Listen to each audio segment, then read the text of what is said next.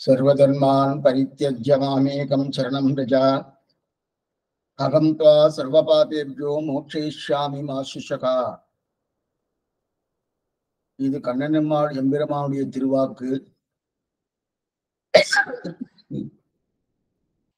என் திருவிடைகளையே சரணமாக பத்தினால் நான் ஒருத்தனே உங்களுடைய எல்லா பாபங்களையும் விடுவித்துக் கொண்டு சம்சாரம் என்ற பெருங்கடலை மறுபடியும் நீங்கள் வராதவரை பார்த்துக் கொள்கிறேன், சோகப்படாதீர்கள் என்று தெரிவிக்கிறார்.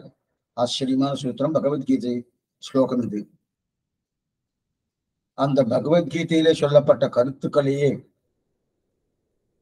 நாம் அனுபவிக்கும் விதமாக உடல் தூய்மை என்ன, உள்ள தூய்மை என்ன, ஆத்ம தூய்மை என்ன என்கிற தலைப்பிலே கடந்த சில காலக்ஷேபங்களை அனுபவித்துக் கொண்டு வருகிறோம். அதிலே உடல் தூய்மையை இன்றைய தினம் அனுபவிக்க பிராப்தமா உள்ளது. ஆனால் அது இன்றைக்கு முடிஞ்சிடும். அடுத்தது என்ன? உள்ளம் என்று சொல்லக்கூடிய மன தூய்மை. உடலில் என்ன அழுக்கு? நம்முடைய கர்மாக்கள் தான் அழுக்கு. அப்ப உடல் ஆரோக்கியமாக இருக்க வேண்டும் என்றால் அதற்கு என்ன செய்ய வேண்டும்? நிறைய பயிற்சி இருக்க வேண்டும். உடல் ஆரோக்கியத்துக்கும் நல்லா புரிஞ்சுக்கணும்.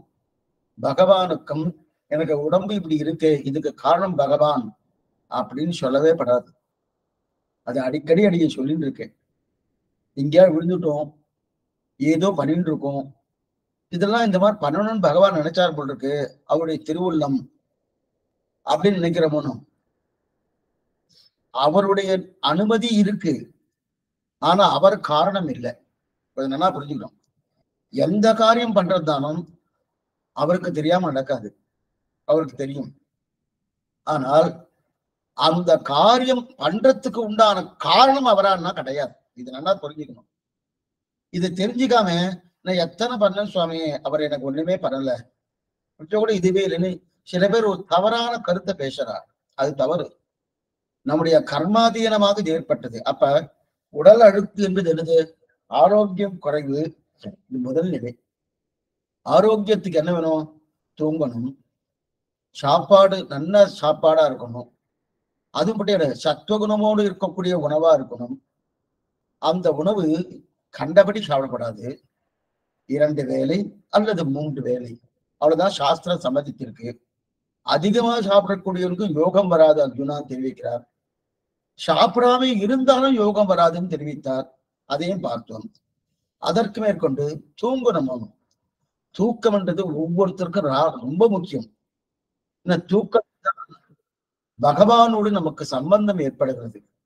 நமக்கு ஒரு புத்துணர்ச்சி என்பது தூக்கத்தினால்தான் ஏற்படுகிறது. அந்த தூக்கம் முக்கியம். ஆனால் தூக்கமே பிரதானமாக இருக்கப்படாது. தூக்கம் 6 மணி நேரம் தூங்கலாம், அதிகபட்சம் 7 மணி நேரம் தூங்கலாம். அதற்கு மேல தூக்கம் இருந்து கூடாது அப்படின்னு பார்த்தோம். அதற்கு மேற்கொண்ட பிராணாயாமம். பிராணாயாமம் என்பது மந்திரத்தோடு கூடியது ஒன்று உண்டு, மந்திரம் இல்லாமல் என்பது உண்டு. மந்திரத்தோடு கூடியதை பற்றி நம்ம கவலைப்பட வேண்டாம், அது நமக்கு இல்லை. நமக்கு இல்லைன்னா பெண்களுக்கு இல்லை அப்படின்னு தெரிவிக்கிறது. இப்ப ஆண்கள் எல்லாருக்குமே உண்டுன்னா சிலருக்குத்தான் உண்டு. அதனாலதான் சொன்ன அப்படி கவலைப்பட வேண்டாம்னு. மந்திரம் இல்லாமல் பிராணாயாமம் பண்ணலாம். அந்த பிராணாயாமத்தான் கும்பகம், ரேஷகம், பூரகம் என்று பார்த்தோம் நேற்றைய காலக்ஷேபத்துல.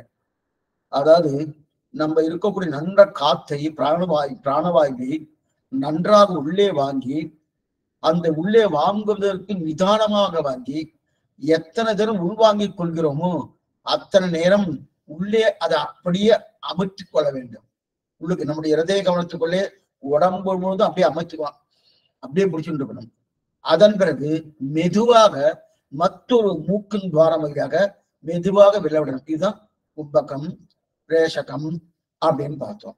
அதற்கு மேற்கொண்டு இதுக்கு மேல சபாசனம்னு ஒரு சபாசனம்னா அநேகமா நமக்கு ஒரு பிராணம் போன நிலை இருக்கு இல்லையா, அந்த ஆசனம் ரொம்ப முக்கியம். இந்த ஆசனம் மாத்திரம் கை வந்துருக்கணும். கை வந்துருதுன்னா என்ன அர்த்தம்? ஒண்ணும் கட்டமே இல்லை. நீங்க சொல்லக்கூடியதெல்லாம் இங்கெல்லாம் நிச்சயமே எல்லாரும் பண்ணிட்டு இருந்தா, இன்னைக்கு அது போயிடுத்து. ஏன் போயிடுத்துன்னா வெளிநாட்டு மோகம். அவர்கள் வேற விதமாக ஒரு உடற்பயிற்சி கொடுக்குறார். அந்த இந்த உடற்பயிற்சிக்கு நேரம் அவ்வளவு எடுத்துக்காது. அது மட்டுமல்ல, இந்த உடற்பயிற்சி நம்முடைய டே டு டே ஆக்டிவிட்டிஸ்ல இது வந்துடும். ஆனா அவர்கள் சொல்ல உடற்பயிற்சி என்பது அதற்காக தனியாக நேரத்தை ஒதுக்கணும். அதுவும் தவறா பண்ணியாச்சுன்னா அது ரொம்ப ஆபத்தா போயிடும். இந்த உடற்பயிற்சியில எந்த விதமான ஆபத்தும் கிடையாது. இந்த சவாசனம் இருக்கே, என்ன நான் இருக்கேன், நான் இந்த ஆத்மா. இந்த ஆத்மா போகணும்னாலே சரீரம் வேணும். இப்ப சரீரத்தை தூக்கிட்டு போறதும் தூக்கிட்டு போறச்சு ஒவ்வொரு உறுப்புகளும் அவயவத்தையும் தூக்கிட்டு போனோமோ அது கொஞ்சம் சிரமமா இருக்கு. அந்த சிரமத்தை ஒண்ணுமே இல்லாம, பலுவே இல்லாம, சில பேர்லாம் ரொம்ப வெயிட்டா இருக்கு சுவாமி, குறைக்கணும், குறையவே மாட்டேன்றது அப்படின்னு அது எதோ மருந்தெல்லாம் சாப்பிடுறான். இந்த சவாசனம் மட்டும் பண்ணிட்டு ஆரம்பிச்சுக்கேன். பிராணாயாமம் சவாசனம் இது ரெண்டும் ரொம்ப முக்கியம். பண்ணான்னா அவளுக்கு உடம்பு வாக்கு ரொம்ப நன்னா வந்துடும். ஆனா சிறு வயசுல இருந்து பண்ணணும். இப்ப 50 வயசு ஆயிடுச்சு சுவாமி, இனிமே முடியும்னா கஷ்டம்தான். 50 வயசு ஆனதுக்கு அப்புறம் அப்பதான் நாங்க கேட்கறவாலாம் 50 வயசுக்கு வேற சுவாமி, அப்ப இந்த உபதேசம் வேண்டாம்னா. ஆனா இந்த மாதிரி இருக்குன்னு தெரிஞ்சுட்டு நம்முடைய முயற்சிக்கு தகுந்தாற் போல ஏதோ சிறிது பண்ணினா அதுலயே நம்முடைய உடம்பானது நம்முடைய வசத்துக்கு வர்றதுக்குண்டான வாய்ப்புகள் இருக்கு. அதைத்தான் சொல்லிட்டு இருக்கேன். அதனால இந்த சவாசனம் என்பது அநேகமா பிராணன் போன நிலை. பிராணம் போயிடுத்தனா அப்ப அந்த உடம்புக்கு எதாவது இருக்கா? ஒண்ணுமே இருக்காது. அதே போல இந்த சவாசனத்தை படுத்துட்டு நம்முடைய சரீரமாகட்டும், கண்களாகட்டும், அதே போல கைகளாகட்டும், கால்களாகட்டும், எல்லாத்தையும் ஆகாசத்துல விட்டுடணும். மேல ஆகாசத்தை இடைவெளி இருக்கணும். அந்த விடையில கொண்டு போய் விட்டுடணும். கொண்டு போய் விட்டாச்சுன்னா வச்சுக்கேன், அது அப்படியே மேல போயிட்டே இருக்கும். நமக்கு இங்க பலுவே இருக்காது. எந்த விதமான ஒண்ணு வேண்டாம். நீங்க சில பேர் நிறைய மூக்கு குடிக்க சாப்பிடறான்னு வச்சுக்கோ, அவெல்லாம் நடக்கவே முடியாது. அதே அவ சொன்ன சாப்பிடல, ஆயிடுத்து காலத்தால ஆயிடுத்து, இப்ப 11 மணி வரைக்கும் சாப்பிடலன்னா அப்ப கொஞ்சம் தெம்பாவே இருப்பான். அப்ப நல்லா நடக்கிறாங்க. என்ன காரணம்? பலு இல்லை. பலு இருந்தாலே கொஞ்சம் நடக்க சிரமமா இருக்கும். அதே போல நம்ம படுத்துட்டு அநேகமா அந்த சவாசன நிலை தூக்கமே வந்தாலும் வரலாம், ஒரு தவறும் கிடையாது. தூங்கினா கூட அந்த உடம்புல இருக்கக்கூடிய அவயவங்கள் ஒவ்வொன்றும் அப்படியே காத்தா பறந்து போறாம இருக்கும். பறந்து போற ஆனா உடம்ப நான் பிடிச்சுட்டே இல்லையே. ஒரு பொருளை நான் பிடிச்சிட்டேன்னா அதை பிடித்து கொண்டு போகும்போது எனக்கு இன்னென்ன மாதிரி இதெல்லாம் கட்டமா இருக்கு. ஆனா அந்த உடம்பை நான் பிடிக்கவே இல்லைன்னா நான் கையை வீசிட்டு போனோம், நன்னா ஃப்ரீயா போகலாம் போனோம். அந்த நிலை சபாசனத்துல ஏற்படுறது. அந்த சபாசனம் முக்கியம். ஏன்னா அநேகம் நம்ம கிளம்பிட்டோம் சுவாமி, ஒண்ணும் இல்லை சுவாமி, கிளம்பி போயாச்சு என்கிற அளவுக்கு சவாசனம். இதை சொல்லும் போதே உங்களுக்கு ஒரு சந்தேகம் வரும், அந்த மாதிரி பண்ணலாமா சுவாமி, அந்த மாதிரி இருக்கலாமா? ஒரு தவறும் கிடையாது, அதுல எந்த தவறும் கிடையாது. அதனால அது அப்ப தூக்கம் வந்தாலும் நல்லா தூக்குறான்.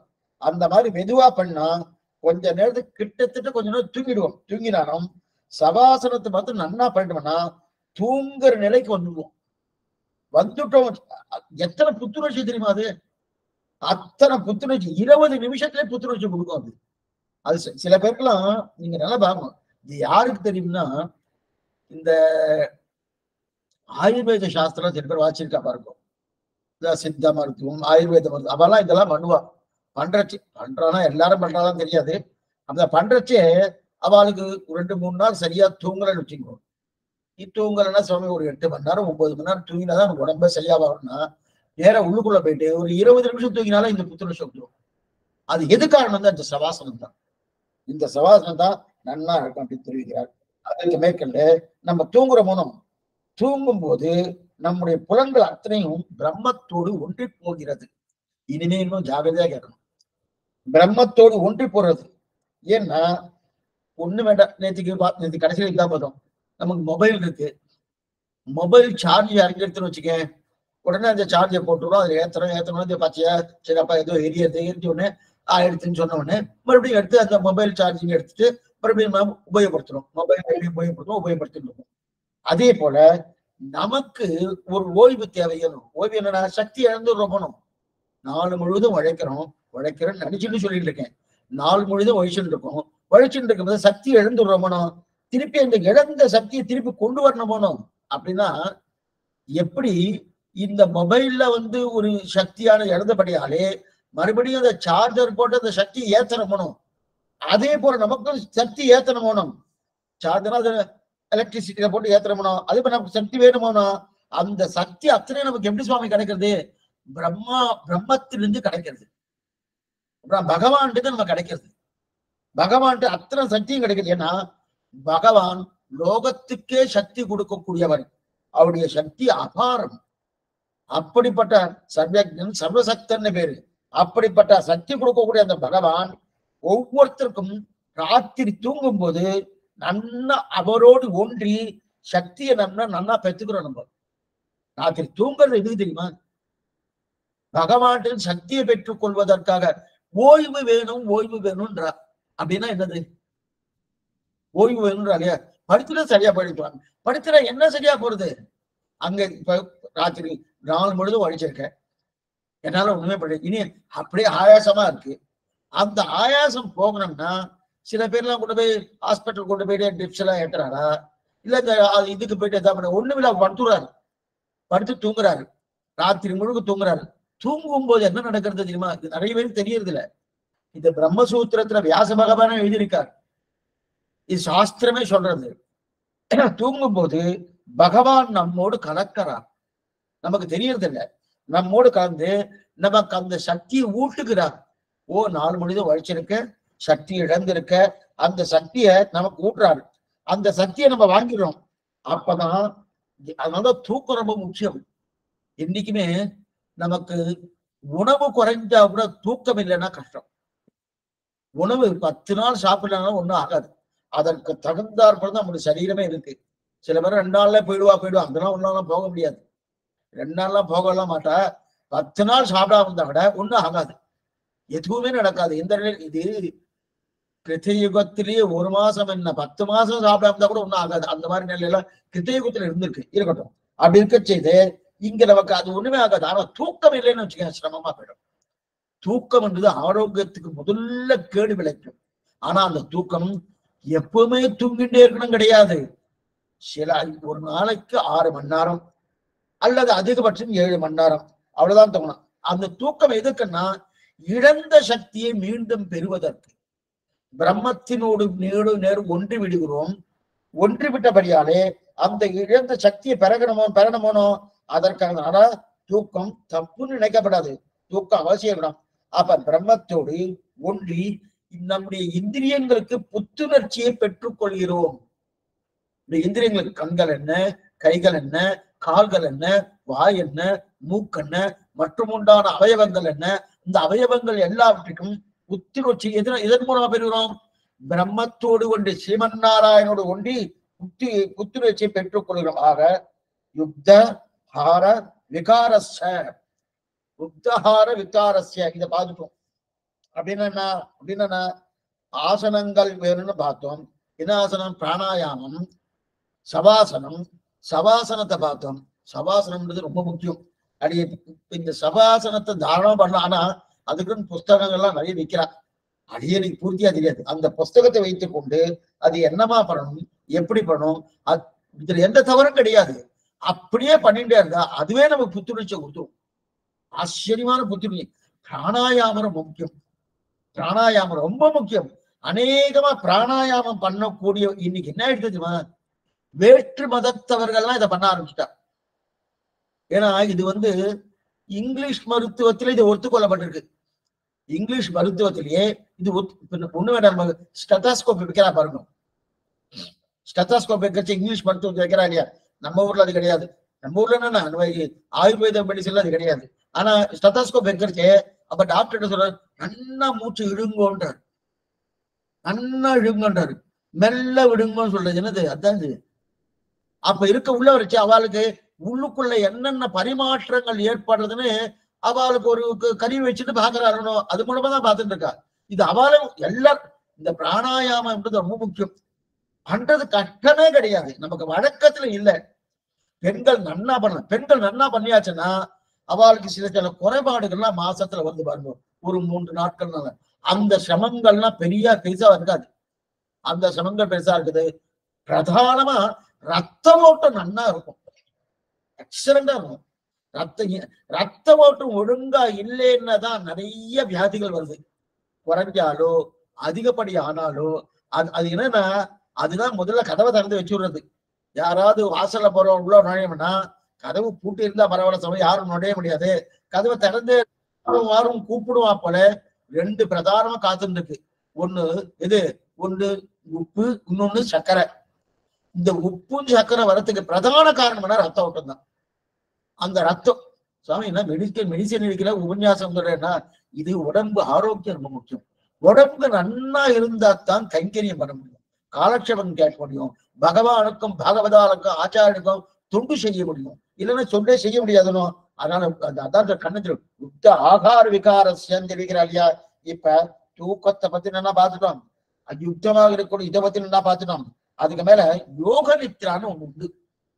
அதே இப்ப என்ன சொன்னேன், 6 மணி நேரம் தூங்கணும், இல்ல அதிகபட்சம் 7 மணி நேரம் தூங்கலாம்னு சொன்னேன். அதுல யோக நித்ரியான்னு ஒண்ணு இருக்கு. இது இருக்குன்னா, சில பேர் வேலை நிறைய காரியங்கள், நிறைய காரியத்தால தூங்கறதுக்கு நேரம் இருக்காது. அநேகமா அந்த காலத்துல பெண்கள்லாம் ஒரே பெண்ணே தான் அந்த வீட்டு மாட்டு பண்ணோ அல்ல அந்த வீட்டு வேற யாரோ பெரிய பெண்ணோ, அவ என்ன பண்ணுவான்னா அவதான் எல்லா காரியம் பண்ணுவா.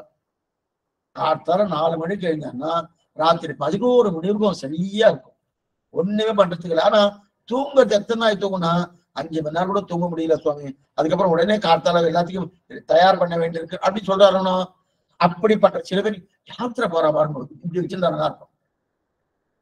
யாத்திரை போறச்சே தூக்கம் இருக்காது சுவாமி.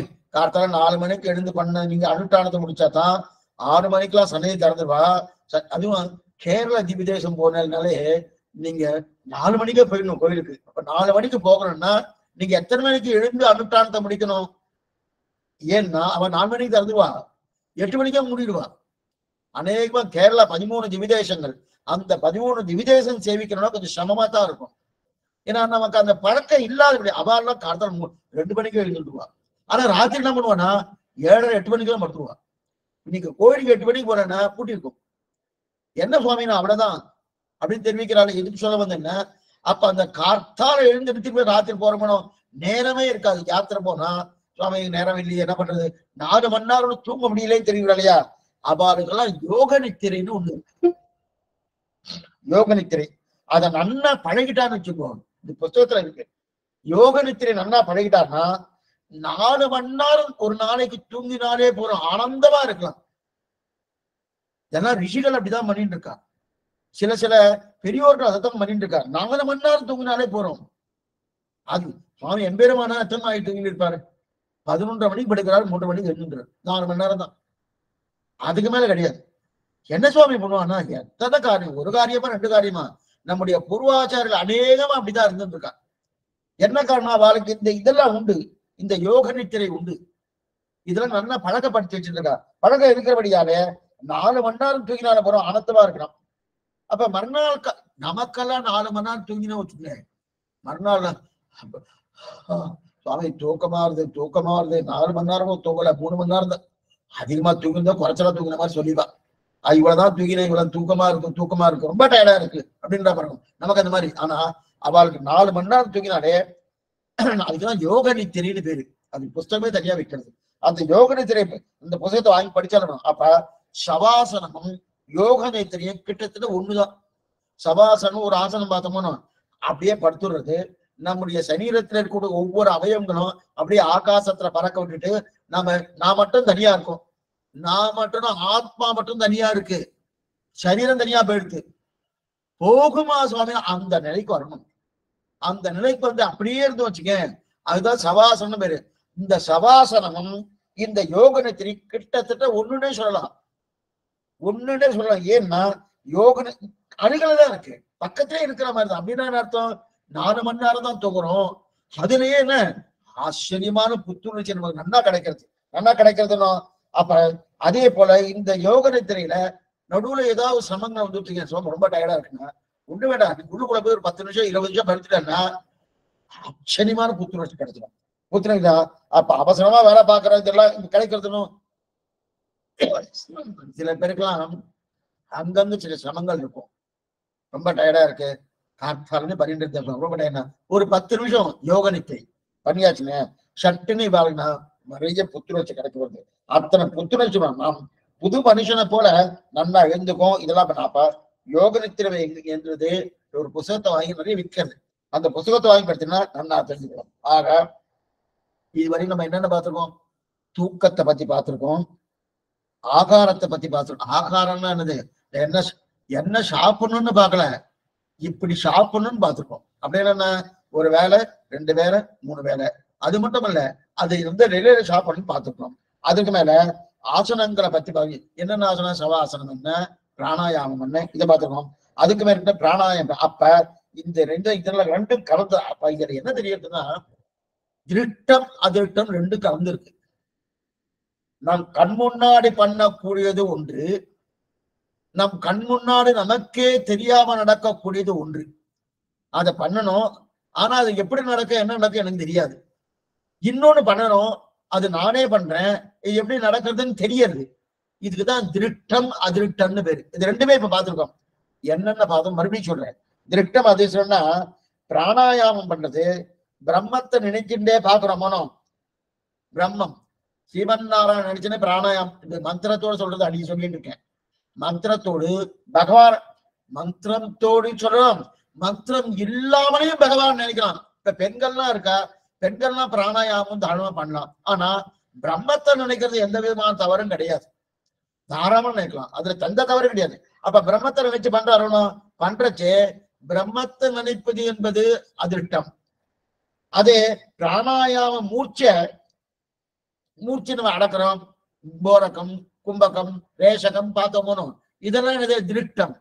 இது நம் கண் முன்னாடி நன்னாவே தெரியாது. இதுக்கு சொல்ல வந்தேன்னா, திருட்டம் அதிருட்டம் ரெண்டுமே பண்றோம், ரெண்டுமே இப்ப பார்த்துட்டு இருக்கோம். ஆனா அதை முன்னாடி ஒண்ணு சொல்லியிருக்கேன், திருட்டமான ஒரு காரணம் இருக்கும்போது அதிருட்டத்தை காரணமாக்கப்படாதுன்னு சொல்லிடணும்.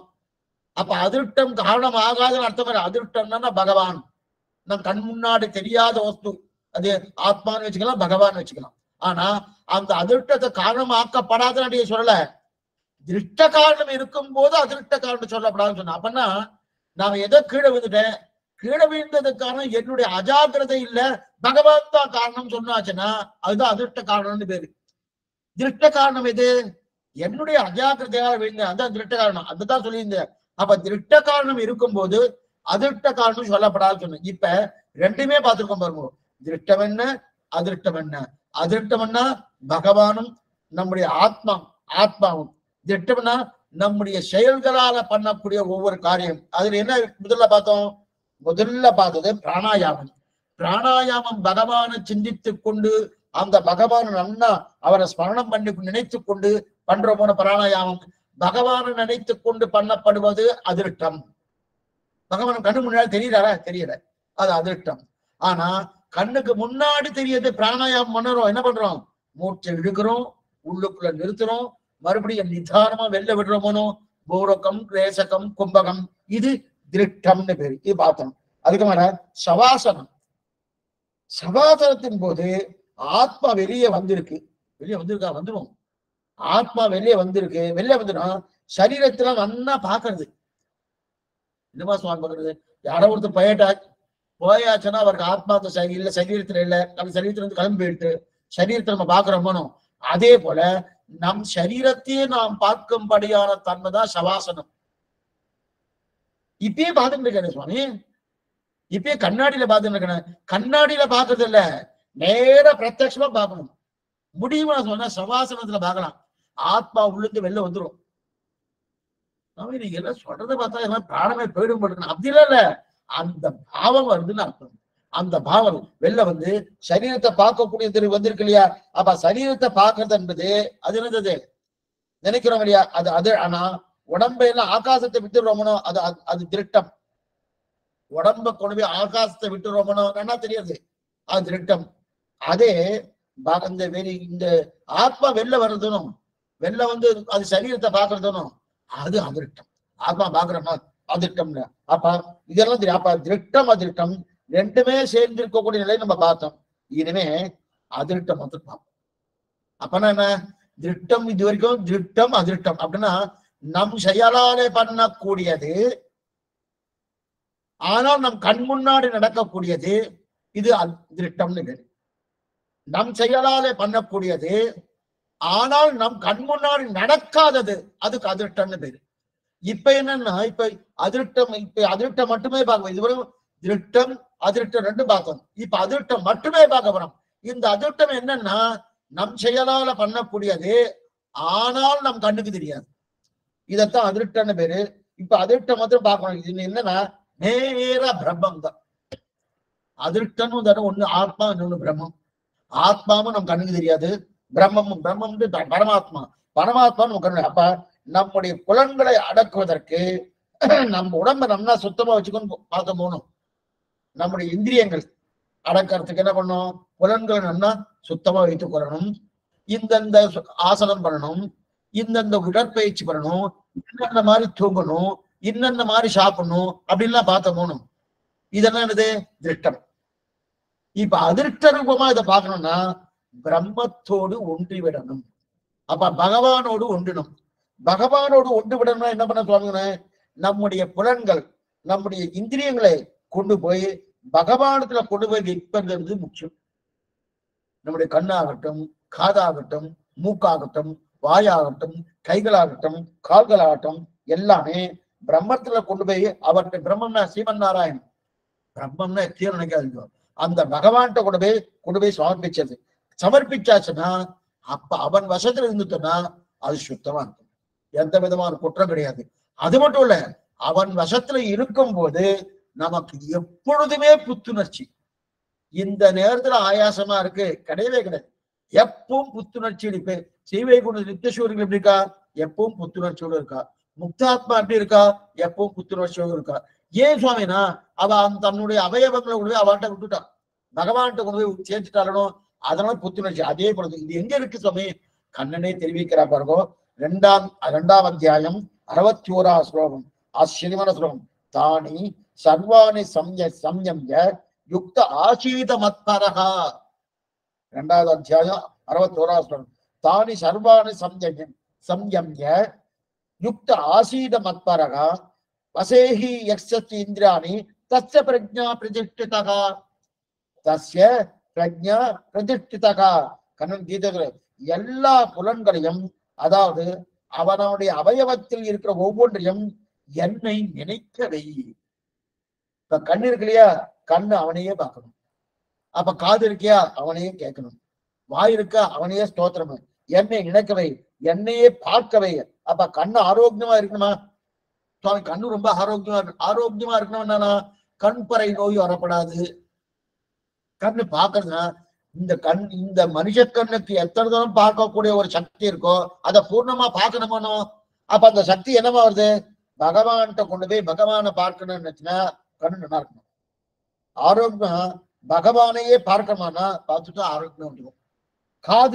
காது நல்லா இருக்குமா சுவாமி? அப்ப அவன் கதைகளை நல்லா கேட்கணும். கண்ணு நன்னா இருக்கணும்னா பகவானை சேவிக்கின்றதா கண் நன்னா இருக்கணும். காது நன்னா இருக்கணும்னா அவன் கதையை கேட்டுனா காது நன்னா இருக்கும். கைகள் நன்னா இருக்கணும்னா அவனுக்கே அர்ச்சனை பண்ணினா கைகள் நன்னா இருக்கும். பூத்தொடுத்தா நன்னா இருக்கும், அர்ச்சனை பண்ணா நன்னா இருக்கும், அவனுக்கு கைங்கரியம் பண்ணா நன்னா இருக்கும். அதே போல வாய் நன்னா இருக்கணும்னா அவருடைய நாமஸ்மரணம், விஸ்வம் விஸ்வம் வசத்காரகா பூத பௌத்திய பகவத் பிரபுன்னு அந்த நாமஸ்மரணம், நாம சங்கீர்த்தனம் பண்ணாலே இது நல்லா இருக்கும். இது எங்க தெரிவிக்கிறார்? குலசேகர ஆழ்வார் தெரிவிக்கிறார். குலசேகர ஆச்சரியமா தெரிவிக்கிறார். ஜிக்வே கீர்த்தய கேசவம் மரரிப்பம் சேதோபத ஸ்ரீதரம் பாணித்வம் தும் அச்சுத கதா சமர்ச்சை அச்சுத கதா ஸ்ரோத்ரத்வயத்வம் ஸ்ருணு. குலசேகர் முகுந்தமாலைன்னு ஆச்சரியமான ஒரு கிரந்தம். அவர் ஒருத்தர் தான் சம்ஸ்கிருத பாஷையில ஒரு பிரபந்தம் பண்ணியிருக்கார். மற்ற ஆழ்வார்கள் யாருமே சம்ஸ்கிருத பாஷையில பண்ணல. எல்லாருமே ஈரச்சொற்கள் ஈரத்தமிழ்ல பண்ணியிருக்கார் 4000க்கு. ஆனா சரி சுவாமி, இந்த முகுந்தமான 4000 உண்டா? கிடையாது. ஆழ்வார்களை அதான் ஈரச்சொற்கள்னு தமிழுக்கு தான் பேரு, சம்ஸ்கிருதத்துக்கு இல்ல. நல்லா புரிஞ்சுக்கணும். சம்ஸ்கிருதத்துக்கு ஈரச்சொற்கள்னு பேர் கிடையாது. அதுனா கடினமான சொற்கள். அதாவது முரட்டு சம்ஸ்கிருதம் சொல்லுவா. அந்த விஷயத்துக்கு போக வேண்டாம். எதுக்கு சொல்ல வந்தேன்னா, அப்படி இருக்கச்சது இவர் தான் பண்ணியிருக்கார். முகுந்தமாலைன்னு பேரு, ஆச்சரியமான கிரந்தம். அந்த கிரந்தத்தை என்ன தெரிவிக்கிறாரு, குலசேகரர் தெரிவிக்கிறார். அவசியம் கேட்க வேண்டிய பிரபந்தம். எவ்வளவு ஆனந்தம், எப்படி ஆனந்தம், எவ்வளவு ஆனந்தம் தெரியுமா? இப்ப இதெல்லாம் கேள்விப்பட்டு கொண்டிருக்கு. இதெல்லாம் ஒரு என்ன அவருடைய அந்த பாட்டை கேட்டாலே இப்ப நம்ம ஆரோக்கியத்தை பார்த்துட்டு இருக்க போனோம். இந்த ஆரோக்கியம்லாம் ஒண்ணுமே இல்லை. பக்தியோட கம்பேர் பண்ணும்போது, ஒப்பிட்டு பார்க்கும்போது அபாரமா இருக்கும். பக்தி பக்தி பக்தினா அதுக்கு இருக்கக்கூடிய தன்மை மத்த எதுக்குமே வராது. அத்தனை தூரம் இதெல்லாம் தூக்கி போட வேண்டியதா இந்த ஆரோக்கியம். ஆனா இந்த ஆரோக்கியம் இருந்தா தான் மேற்கொண்டு பக்தி. உடம்பே முடியல சுவாமி அப்படியே பேசணும்னால வாய் நன்னா இருந்தாலும் பேச முடியும், புத்தி நன்னா இருந்தாலும் சொல்ல முடியும், அதே போல கண்கள் நன்னா இருந்தாலும் பார்க்க முடியும். அதுக்கு மேற்கொண்டு என்னுடைய நினைவு சரியான முறையில இருந்தா தான் என்னென்ன சொல்லணும்னு சொல்ல முடியும், இருக்கணும். அதுக்கான இது சரீரம் நல்லா ஒத்துழைக்கணுமோ அதுக்காக. அப்ப இதெல்லாம் தெரியும். இப்ப நம்ம உடம்பு என்ன, சாப்பாடு என்ன, அதுக்கு மேல தூக்கம் என்ன, இதெல்லாம் பார்த்துட்டு இருக்கோமோ. பக்திக்கு இணையா இதெல்லாம் உண்டானா கிடையாது. அப்ப இதைத்தான் தெரிவிய குலசேகராழ்வார், நாக்கே கண்டதை பாடாது, கண்டதை பத்தி பேசாது, கண்ணே கண்ணனையே பேசும், வேற யாரையும் பேசாது, மத்த யாரையும் பேசாது. ஏன்னா கண்ணனை மட்டுமே பேசுன்னு தெரிவிக்கிறது. மூக்கே கண்டதை முகராது, என்னென்னோ வாசனை எல்லாம் வருது பாருங்க, அந்த வாசனை முகராது. பெருமாளுடைய ஸ்ரீபாத துளசி இருக்கு இல்லையா, அந்த துளசியே நீ முகந்து பார். காதே எதையோ கேட்காதே, எத்தையும் கேட்காது. சொன்னால் விரோதம் இது ஆகினும் சொல்லுவன் கேள்மினோ, கேளுங்க கேளுங்கன்னு தெரிவிக்கிறார் நம்மாழ்வார். ஏன் ஆண்டால தெரிவிக்கிறாரே, செய்யும் கிரிசைகள் கேளீரோ. 2ஆம் பாட்டுல வையத்து வாழ்வீர்களா நாமும் நம் பாவைக்கு செய்யும் கிரிசைகள் கேளீரோன்னு தெரிவிக்கிறாரையா. அப்ப காதே எதையோ கேட்காத. அப்ப என்ன கேட்கணும், திருவிக்கிரமனுடைய சரித்திரத்தை நல்லா கேளு. கதாபத சங்கர துஜாரவிந்தாங்க வஜ்ரநான்யதோ திருவிக்கிரமத்வ சரணாம்புஜம் மதீயமோத்தானம் அலங்கரிச்சது கதா. அந்த சரித்திரத்தை கேளுங்கிறது. அதே காலபாத்திர சொல்றாரு, கண்ட இடத்துக்கு போகாத. எங்க போனோம், அச்சுதனுடைய திவ்ய ஆலயத்துக்கு போ. அந்த அச்சுதம் இருக்கு இல்லையா, பதாம்புத அத்மருப்ப, அப்படிப்பட்ட அந்த அச்சுடைய ஆலயத்து கோயிலுக்கு நட. கைகளே கண்டதை தொடாதே, எத்தத்தையோ தொட்டு இருக்கணும், தொடாத. புஷ்பத்தை எடுத்து மாலை கொடுத்து பகவானுக்கு சமர்ப்பி அர்ச்சனம் பண்ணு அப்படின்னு தெரிவிக்கிறார் குலசேகராழ்வார்.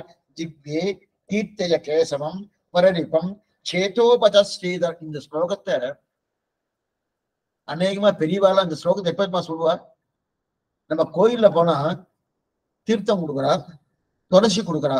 அந்த துளசி கொடுக்கும்போது துளசியை கையில வாங்கிட்டு இந்த ஸ்லோகத்தை சொல்லிட்டு தான் துளசியை வாயில போட்டுக்கணுமா.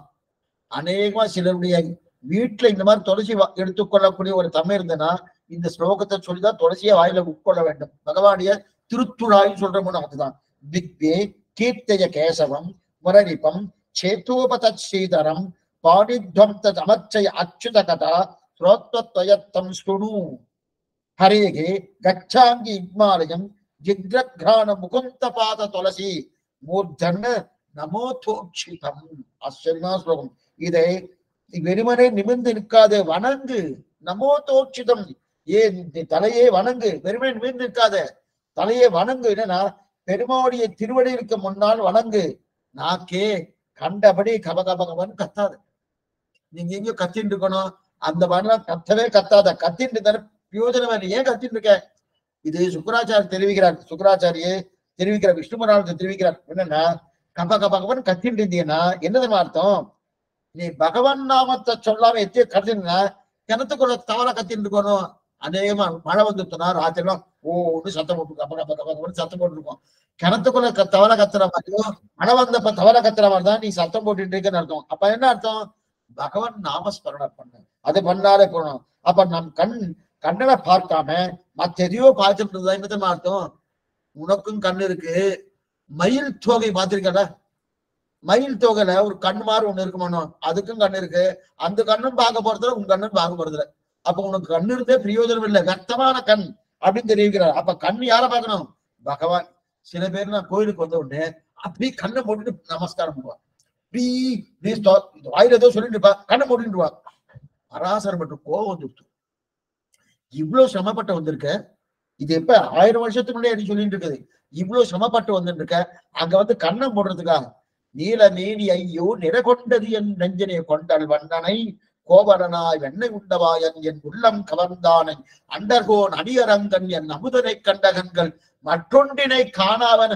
அப்படியே பருக வேண்டாம் அந்த திருமேனியை. அந்த திருமேனியை பருகிறத விட்டுட்டு கண்ணை போட்டு இதுக்காக வந்திருக்க வேண்டாமே அப்படின்னு தெரிவிக்கிறான் இல்லையா? அப்ப இந்த கண் படைத்த பயன் என்ன? அவனை சேவிக்கணும். அவனை சேவிக்கிறத விட்டுட்டு மயில் தொகையில கண்ணு இருக்கு சுவாமி, இதுலயும் கண்ணு இருக்குன்னா அப்ப கண்ணு அந்த கண்ணு பார்க்கமானா அந்த கண்ணு எனக்கு பார்க்கவா? அப்பதான் நீ பார்க்க வரேன்னு அர்த்தம். அந்த கண்ணு பார்க்க போறதே இல்ல, நீயும் பார்க்க போறதே கிடையாது அப்படின்னு. அதே போல வாய் பேசிட்டே இருக்குன்னா தவளை கத்துற மாதிரி தவளை கத்திட்டு இருக்கணும். அதே போல காது எதையோ கேட்கறது. எதையோ கேட்கறதுன்னா காது எதையோ கேட்கறதுன்னா என்னத்துமா அர்த்தம்? எக்ஸலண்டா எடுத்துட்டா விஷ்ணு புராணக்காரன். என்ன காது எதையோ கேட்கறதுன்னா இந்த காதுல ஒரு ஓட்டை இருக்கணும். எதையோ கேட்கறதுல என்ன அர்த்தம்னா பாம்பு புத்துக்கு ஓட்டதுன்னு இருக்கு. பாம்பு புத்துல புத்திரவள்கள் புனமையிலே போதராய் பார்த்துருக்கோம். அப்படி இருக்கச்சே அந்த பாம்பு புத்திலையும் ஓட்டி இருக்கு, உன்னுடைய காதலையும் ஓட்டை இருக்கு. அவ்வளவுதான் இதுல ஓட்டை இருக்குன்னு அர்த்தம். தவிர அதுல யாரும் தெரியறதுன்னா ஒன்னும் லாபம் இல்லை அப்படின்னு தெரிவி. இது வந்து இதெல்லாம் ஒரு பிரயோஜனம் என்னன்னாரு. காது காது காது காது அப்படின்னா காது இல்லைன்னு அர்த்தம். காது காதுன்னா என்ன சொல்ல இல்லைன்னு அர்த்தம்னா இது தெலுங்கு காது. முதல் காது தமிழ் காது, ரெண்டாவது காது தெலுங்கு காது. தெலுங்குக்கு காதுன்னு தான் பேர் சுவாமி. காதுக்கு தெலுங்குக்கு காதுன்னு பேர் இல்ல. தெலுங்குல காதுன்னு சொன்னா இல்லைன்னு அர்த்தம், தமிழ்ல காதுன்னு சொன்னா இந்த காது. இது ஒரு சுவாமி சொல்றார் காது காதுன்னு. முதல் காது தமிழ், ரெண்டாவது காது தெலுங்குனா அந்த காதே காது இல்லை. ஏன் காது இல்லைன்னா பகவானுடைய நாமஸ்மரணத்தை கேட்கலையோ அதனால. அப்ப பகவானுடைய நாமஸ்மரணத்தை கேட்டாதான் அது காது அப்படின்னு தெரியுதா?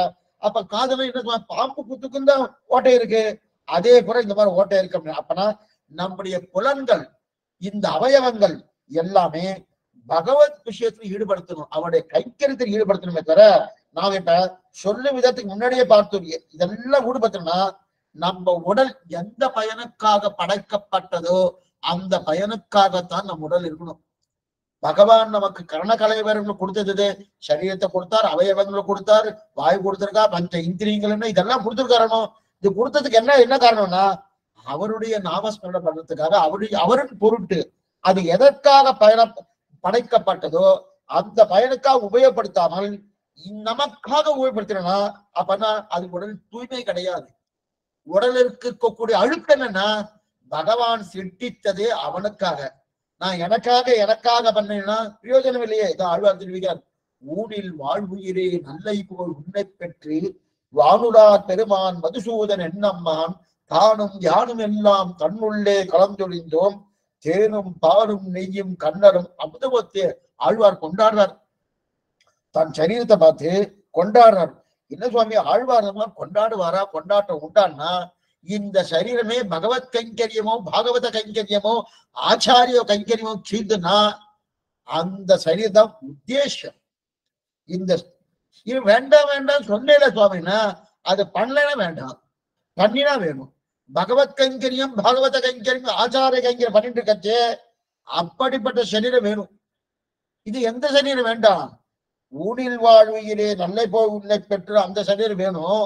அது வேண்டாத சரி எது முன்னீர் ஞானம் படைத்த என் முகில் வண்ணனை அண்ணால் நீ தந்த ஆக்கையின் வழிவுழல்வேன். நீ கொடுத்த சரீரத்தின் வழி நான் போகப்படாது, நான் சொன்ன வழிக்கு நீ போகணுமனோ, நீ சொன்ன வழிக்கு நான் போகலையே, என் சரீரம் போன வழியில போயிட்டு இருந்தேன். ஆழ்வார் சொல்றாரு, நீ சரீரத்தை கொடுத்தியே, சரீரத்தை கொடுத்து உன் வழிக்கு வர சொல்லி இந்த சரீரத்தை கொடுத்தாய். நான் என்ன பண்ண, இந்த சரீரம் போன வழி நான் போயிட்டு தரணும், அதனால இந்த சரீரம் வேண்டாம். அப்ப சரீரம் நன்னா இருக்குன்னு ஒரு பாட்டு பாடியிருக்காரு, சரீரமே தியாஜன்னு ஒரு பாட்டு பாடுறாரு. அப்புறம் என்ன இருக்கும்? பகவத் கைங்கரியம் பாகவத கைங்கரியம் ஆச்சாரிய கைங்கரியம் பண்ணப்பட்ட சரீரம் உத்தேசம். அது பண்ணாம எனக்கு நானே இருந்திருக்காளியா, அப்படிப்பட்ட சரீரமானது தியாஜ்யம் தெரியும். அப்படின்னா இந்த பகவான் இந்த அவயவத்தை கொடுத்ததே அவருக்காக பயன்படுத்து. அப்பனா அதிருஷ்டமான பகவான் அதை ரட்சித்து கொடுக்குறாளையா, அப்ப ரொம்ப ஆனந்தமான உடல் கூறு. அப்பனா இந்த சரீரம் அவனுக்காக பயன்பட்டதுன்னு ஆனந்தம். இதை பத்தி ஆழ்வார் ஆச்சரியமா தெரிவிக்கிறாங்க. அப்ப கண் என்கிற பலன் பகவானை பார்த்து கேட்கிறோம். ஆழ்வாரே சரீரம் கொடுத்ததுனால ரொம்ப ஆனந்தப்பட்டுறார். ஆனந்தப்பட்ட உடனே ஓ பகவானுக்கு எல்லா கைங்கரியும் பண்ணும், எல்லா சர்வதேச சர்வகால சர்வ அவஸ்தோதித சகலவிதமான கைங்கரியங்களும் பண்ண பெறுவானாக வேணும் பிரார்த்திக்கிறார். கைங்கரியம் பண்ணணும்னா இப்ப இந்த கை இருக்கு, இந்த கையால ஒண்ணு எடுக்க முடியும். கையால பேச முடியுமா? பேச முடியாது. இந்த வாய் இருக்கு, வாயால பேசலாம், வாயால எடுக்க முடியுமா? எடுக்க முடியாது. அதே இந்த கண் இருக்கு, கண்ணால என்ன பண்ணலாம்? பார்க்கலாம். கண்ணால பேச முடியுமா? பேச முடியாது. அதே இந்த செவி இருக்கு, செவின்னா காது, இந்த காது இருக்கு, காதால கேட்க முடியும், காதால பாட முடியுமா? பாட முடியாது. சுவாமி இதெல்லாம் எதுக்கு சுவாமி சொல்லிட்டு இருக்கிறார்? இப்ப ஆழ்வார் நான் கேட்கிறாரு, நான் கைங்கரியம் பண்ணணும், பண்ணுவேன். பெருமா சொல்ற நீ நன்னாவே பண்ணலமே, பண்ணுவேன். ஆனா கைங்கரியம் பண்ணணும்னா எனக்கு நீ கொடுத்த அவயவம் போறாது. 5 இந்திரியன் கொடுத்துருக்கனே, கண் காது மூக்கு செவி தோல் உணர்வு இதெல்லாம் கொடுத்துருக்கேன்னா அது எனக்கு போராது. ஏன்னா உனக்கு நிறைய கைங்கரியம் பண்ணணும். அப்ப என்ன பண்ணணும்னு சொல்லிட்டு இருக்கேன, வாயை பேச கொடுத்திருக்கேனோ அந்த வாயே பார்க்கணும், அந்த வாயே தொடணும், அந்த வாயே புஷ்பத்தை தொடுக்கணும், அந்த வாயே உனக்கு கைங்கரியம் பண்ணணும். சுவாமி வாய் பேசத்தான் செய்யுமே தவிர வாய் பார்க்குமா? வாய் இதெல்லாம் பண்ணுமா? ஆழ்வார் கேட்கிறாரு, இது என்ன சுவாமி இந்த மாதிரி கேள்விப்பட்டதே கிடையாது. 2வது காது கண்ணு கொடுத்திருக்கேனோ, கண்ணு பார்க்க தானே கொடுத்திருக்கேன். இல்ல அந்த கண்ணே பேசணும். அப்ப பார்ப்பது உண்டு, பார்ப்பது உண்டு. இது விஷயம் ரொம்ப முக்கியம். முடியாத ஆசமிக முற்றுக்கரணங்கள் அடியார் தம்மை விட்டவன்பால் படியார் ஒன்றொன்றின் செயல் விரும்ப உள்ளதெல்லாம் தனு துண்ணியதே மாறன் தன் சொல் அப்படின்னு தெரிவிக்கிறார். ஆச்சரியமான விஷயம் இது. ராம திருவாய்மை முற்றுந்தாயில மணவாளமான தெரிவிக்கிறார். திருவாய்மையில கிட்டத்தட்ட 3ஆம் பத்தி 8ஆம் திருவாய்மை. முடியானே மூவுலகும் தொழுதேத்தும் சீர் அடியானே அழுகடலை கிடந்தார் புள்ளூர் குடியானே கொண்டல் வண்ணா அண்டத்தும்பரல் அடியார் இன்று கிடக்கம் என் நெஞ்சமே நெஞ்சமே நீல் நகராக இருந்த என் தஞ்சனே தன்னிலங்கைக்கு இலங்கை சென்ற வஞ்சனே. ஆச்சரியமா தெரிவித்திருக்கார். இது சொல்ல வந்தப்ப அந்த மாதிரி ஆழ்வார் பிரார்த்திக்கிறார். பெருமாள் கேட்கிறார், நீ தேவையில்லாம பேசிட்டு இருக்க. என்ன பேசுறது தெரியுமா? கண்ணு பார்க்கத்தான் இருக்கே தவிர பண்ணி பேசுமா? பேசாது. கண்ணு கைங்கரியம் பண்ணுமா? கண்ணு புஷ்பத்தை தொடுக்குமா? தொடுக்காது. வாய் பேசத்தான் இருக்கே தவிர வாய் பார்க்குமானா பார்க்காது. இந்த மாதிரி பேசுறியே அதெல்லாம் பிரயோஜனமே இல்லை. தேவையில்லாம பேசிட்டு இருக்க. என்னென்ன புலன்களுக்கு எந்தெந்த நிலை உண்டு அந்த நிலைதான் பண்ணும்.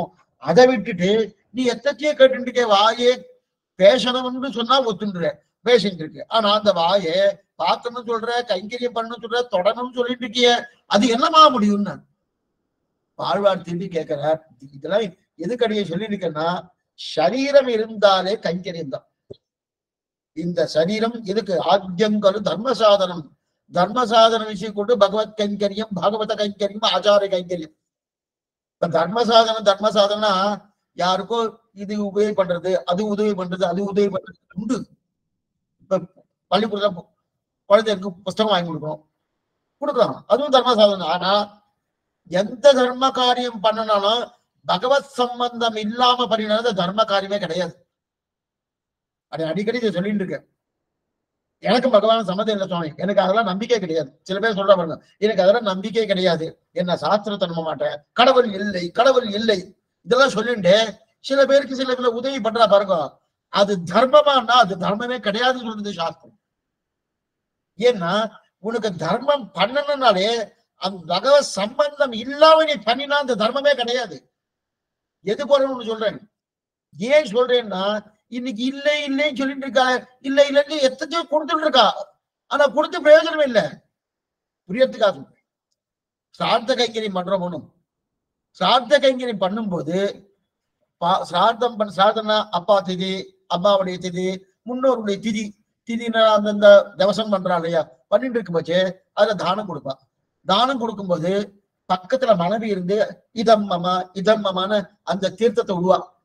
இவர் என்ன தானம் கொடுக்குறாரோ அந்த தானம் கொடுத்ததுல அந்த தீர்த்தத்தை விடுவா. தீர்த்தத்தை விடுறதுக்கு தான் தானம் பூர்த்தி. ஆனா பண்றதெல்லாம் இவர்தான்.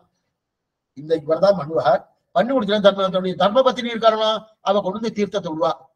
அவ தீர்த்தத்தை விடலன்னு வச்சுங்க, அது தானம் பண்ணினான்னு அர்த்தமே கிடையாது. அது என்னவா சுவாமி, நான் சம்பாதிச்சுங்க, என்னுடைய மனைவி எதுக்காக வரணும்னா அவருடைய அனுமதியின் பேர்ல தான் எனக்கு கொடுத்தாகணும், இல்லைன்னா தானம் கிடையாது. ஒண்ணுமில்லாத ஒரு ஜீவாத்மா, இந்த ஜீவாத்மா தர்மபத்தினி, அந்த தர்மபத்தினுடைய அனுமதி இல்லாமல் நீ கொடுத்தாலே அது தானம் இல்லைன்னு சொல்றச்சே, பிரம்மத்துக்கு நமக்கும் முந்தன்னோடு உறவேல் நமக்கு முடிக்க முடியாத சம்பந்தம், அப்படித்தான் சித்த விசேஷனம். இன்னைக்காவது அவருக்கு நமக்கு சம்பந்தம் இல்லைன்னு அவர் சொல்ல முடியுமா? முடியாது. நாம சொல்ல முடியுமா? முடியாது.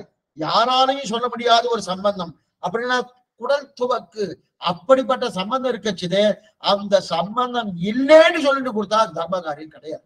எதுக்கு சொல்லணும்? அப்ப இந்த சரீரம் கொடுத்ததே பகவானுக்கு பண்றதுக்காக. அந்த சரீரத்தை கொடுத்து, அதாவது ஆழ்வார் கதறாரு, ஓ இந்த சரீரம் கொடுத்துருக்கியே, ஆனா இது போறலையே, இந்த வாய் உன்னை பேசத்தான் தோணுது தவிர வாயால பார்க்க முடியல, வாயால கைங்கரியம் பண்ண முடியல, எனக்கு அதுவும் வேணும்னு பெருமாள் பார்த்தா அதெல்லாம் முடியாது. யாருக்கா கொடுத்துருக்க அந்த மாதிரி, யாரா அந்த மாதிரி பண்ணிருக்கேன்னா, நீ இதை கொடுன்னு கேட்டுட்டே இருக்கிறீரு, அது என்னமா முடியும்னாரு. நீ எங்க படுத்துட்டு பேசுறன்னு நல்லா பேசுனாரு. எங்க படுத்துட்டு பேசுற இந்த வார்த்தையினாரு, பயிர்கொள் பாம்பேறு உரை பரணே. நீ எங்க படுத்துட்டு இந்த வார்த்தை பேசுற தெரியுமா? பயிர்கொள் பாம்பேறு உரை பரணே, உன்னை நெய்கொள்ள காணும் விருப்புவென் கண்களே. பயிர்கொள் பாம்பேறு உரை பரணே, உன்னை நெய்கொள்ள பாம விரும்புவென்கள். நீ பாம்பின் மேல படுத்துட்டு இருக்க, ஆதிசேஷன் படுக்கை பரியங்காசனம், ஆதிசேஷன் படுக்குதுன்னா அந்த ஆதிசேஷன் படுத்துட்டு இருக்கேனோ அப்படின்னா, ஆமா பாம்பின் மேல் தான் படுத்துட்டு இருக்கேன். அந்த ஆதிசேஷன் யாரு? அந்த ஆதிசேஷன் யாரு? அவர் தானே நாகப்பாம்பு. ஆமா, அந்த ஆதிசேஷன் நாகப்பாம்பு படுத்துட்டு இருக்கேனோ, அந்த ஆதிசேஷனை படுத்துட்டு நீ இந்த வார்த்தை சொல்லலாமா? இது யாருக்குமே கொடுக்கலையே இந்த வார்த்தை சொல்றியே, இது சொல்லலாமான்னு என்ன பேசின ஆழ்வேர்? ஆதிசேஷனை படுக்கிறதுக்கும் நீ கண்ணு பேசணும், வாய் பார்க்கணும்னு சொல்லிருக்கு. அதுக்கு என்ன சம்பந்தம்னா, நீ ஆதிசேஷனுக்கு என்ன கொடுத்திருக்கன்னு பாருங்க. என்ன கொடுத்துருக்க? சச்சு ஸ்ரவகான்னு ஒரு சப்தம். சச்சு ஸ்ரவகா அப்படின்னு என்ன அர்த்தம்னா, அதாவது ஆதிசேஷன் இல்லையா பாம்புக்கு, பாம்புக்கு கண்ணேதான் காது, காது தனியா கிடையாது. சில பேர் சொல்லுவாங்க பாம்பின் காதுன்னு. அப்படி அப்பா சொல்ற அர்த்தம் என்னன்னு தெரியுமா? பாம்பின் காதுன்னா அவ்வளவு தூரம் எங்கேயோ பேசுறதோ இவ கூர்மையா கேட்டுருவாளாம். அந்த ஏன்னா பாம்புக்கு காது அவ்வளவு கூர்மையா இருக்கும். ஆனா காது எங்க இருக்குன்னா, பாம்பு காது பார்த்திருக்கல, கண்ணே தான் காது. அப்ப ஒரே இந்திரியமே, ஒரே புலன்களே ரெண்டு காரியத்தை பண்றது. அந்த அந்த கண் என்பது பார்க்கவும் செய்யறது, பண் என்பது கேட்கவும் செய்கிறது இல்லையா? அதுக்குதான் என்னது சச்சு ஸ்ரவகா, சச்சு ஸ்ரவகான்னு பேரு. இது தமிழ்ல சொல்லணும்னா கட்செவி. தமிழ்ல என்ன பேரு? கட்செவின்னு பேரு. அப்படிப்பட்ட கட்டிலி உன்னை காணுமாறவர்களாய் ஆழ்வார் பாசுரம் கட்செவி. அப்படிப்பட்ட கட்செவித்துடைய சச்சு ஸ்ரவகா, இது சம்ஸ்கிருத பாஷையில. அப்ப ஒரே புலனே இரண்டு புலன்களை வேலையை பார்க்கறது, இந்திரியங்கள் வேலை பார்க்கறதோ. ஆமா, இப்ப என்னன்னா அங்க மட்டும் நீ படுத்துக்கொண்டு இருக்கக்கூடிய பாம்புக்கு மட்டும் கண்ணாலேயே பார்க்கலாம், கண்ணாலேயே கேட்கலாம் இருக்கச்சு.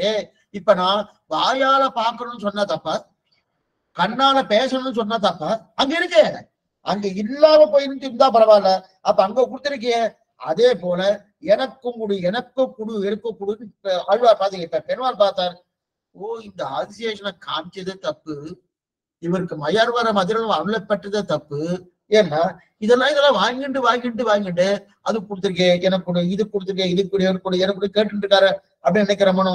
அதனால நீர் எல்லாத்தையும் கேட்கிறே. ஆக புலன்கள் அனைத்தும் அவனிடத்துல ஈடுபட வைக்கணும். நம்முடைய புலன்கள் இந்திரியங்கள் இருக்கு இல்லையா, கண் என்ன, கால் என்ன, வாய் என்ன, மூக்கென்ன, தொடு உணர்ச்சி என்ன, எல்லாமே என்ன பண்ணா அவனுடத்துல ஈடுபடுத்தணும். அப்பதான் நமக்கு நன்மை ஏற்படும். நம்ம உடம்பு தூய்மையா இருக்கணும்னா நாம பண்ண வேண்டியது நிறைய இருக்கு. ஆகாரம் என்ன, விகாரம் என்ன, சேஷ்டை என்ன, தூக்கம் என்ன, இதெல்லாம் பார்த்தோம்.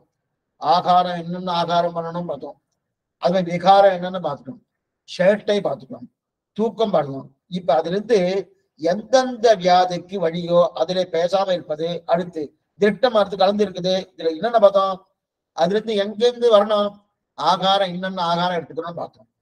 அதே போல விகாரம் பிராணாயாமம் என்ன அதெல்லாம் பண்ணோம், ஆசனம் பார்த்தோம், தியானம் பார்த்தோம், இதெல்லாம் பண்ணுது. அதன் பிறகு மொத்தமா அதிர்ஷ்டமாக இருக்கக்கூடிய புலன்கள் இருக்கு இல்லையா, அதை கொண்டு போய் பகவான் கொண்டு போய் சமர்ப்பிக்கிறது. ஆக திருஷ்டம் என்ன அதிருஷ்டம் ரெண்டுத்தையும் பார்த்தோம். இப்ப முடிக்க போறேன். திருஷ்டம் என்ன அதிருஷ்டம் என்ன முடிக்க வரணும்னு உடல் தூய்மையை முடிக்க போறேன். அப்ப திருஷ்டம் என்ன அதிருஷ்டம் என்ன ரெண்டுத்தையும் பார்த்தோம். அப்ப திருஷ்டம் என்னது, நம்முடைய புலன்களாக பண்ணக்கூடியது. அதிருஷ்டம் என்னது, பகவான்கிட்ட கொண்டு போய் சமர்ப்பிக்கிறது. இதை பார்த்துட்டோம்னா இதெல்லாம் சமர்ப்பிக்க முடியாத எல்லா புலனும் பெருமாவுடைய விருத்தியை விரும்புவது. அதை பண்ண இவனுக்கு அழுகே வராது. பகவன் நாமஸ்மரணங்கள் இந்த திருமேனியை கொண்டு போய் அவன்கிட்ட கொண்டு போய் சமர்ப்பிச்சணும். அது என்னமா சுவாமி, அப்படியே போய் புகழம் இல்லா அடியே நடிக்கீடு அமர்ந்த புகழ்ந்தன அப்படியே போய் அவர் தலையை கொண்டு போய் அவர்கிட்ட திருவிழா சேர்த்தணும், அது அர்த்தமே இல்லை. இந்த சமர்ப்பிக்கணும்னா என்ன அர்த்தம் தெரியுமா, இந்த கண்ணை கொண்டு போய் பகவான்கிட்ட சமர்ப்பிச்சணும், காதை கொண்டு போய் பகவான்கிட்ட சமர்ப்பிச்சணும், வாயை கொண்டு போய் பகவான்கிட்ட சமர்ப்பிக்கணும்னா என்ன அர்த்தம், கண்ணை இந்த காட்டணும், கைட்டு எடுத்து கூறத்தோட கண்ணை பிடிக்கிட்டா இல்லையா, அது மாதிரி பிடுங்கி பகவான் கொண்டு போய் சமர்ப்பிக்கணும், அது அர்த்தம் இல்லை.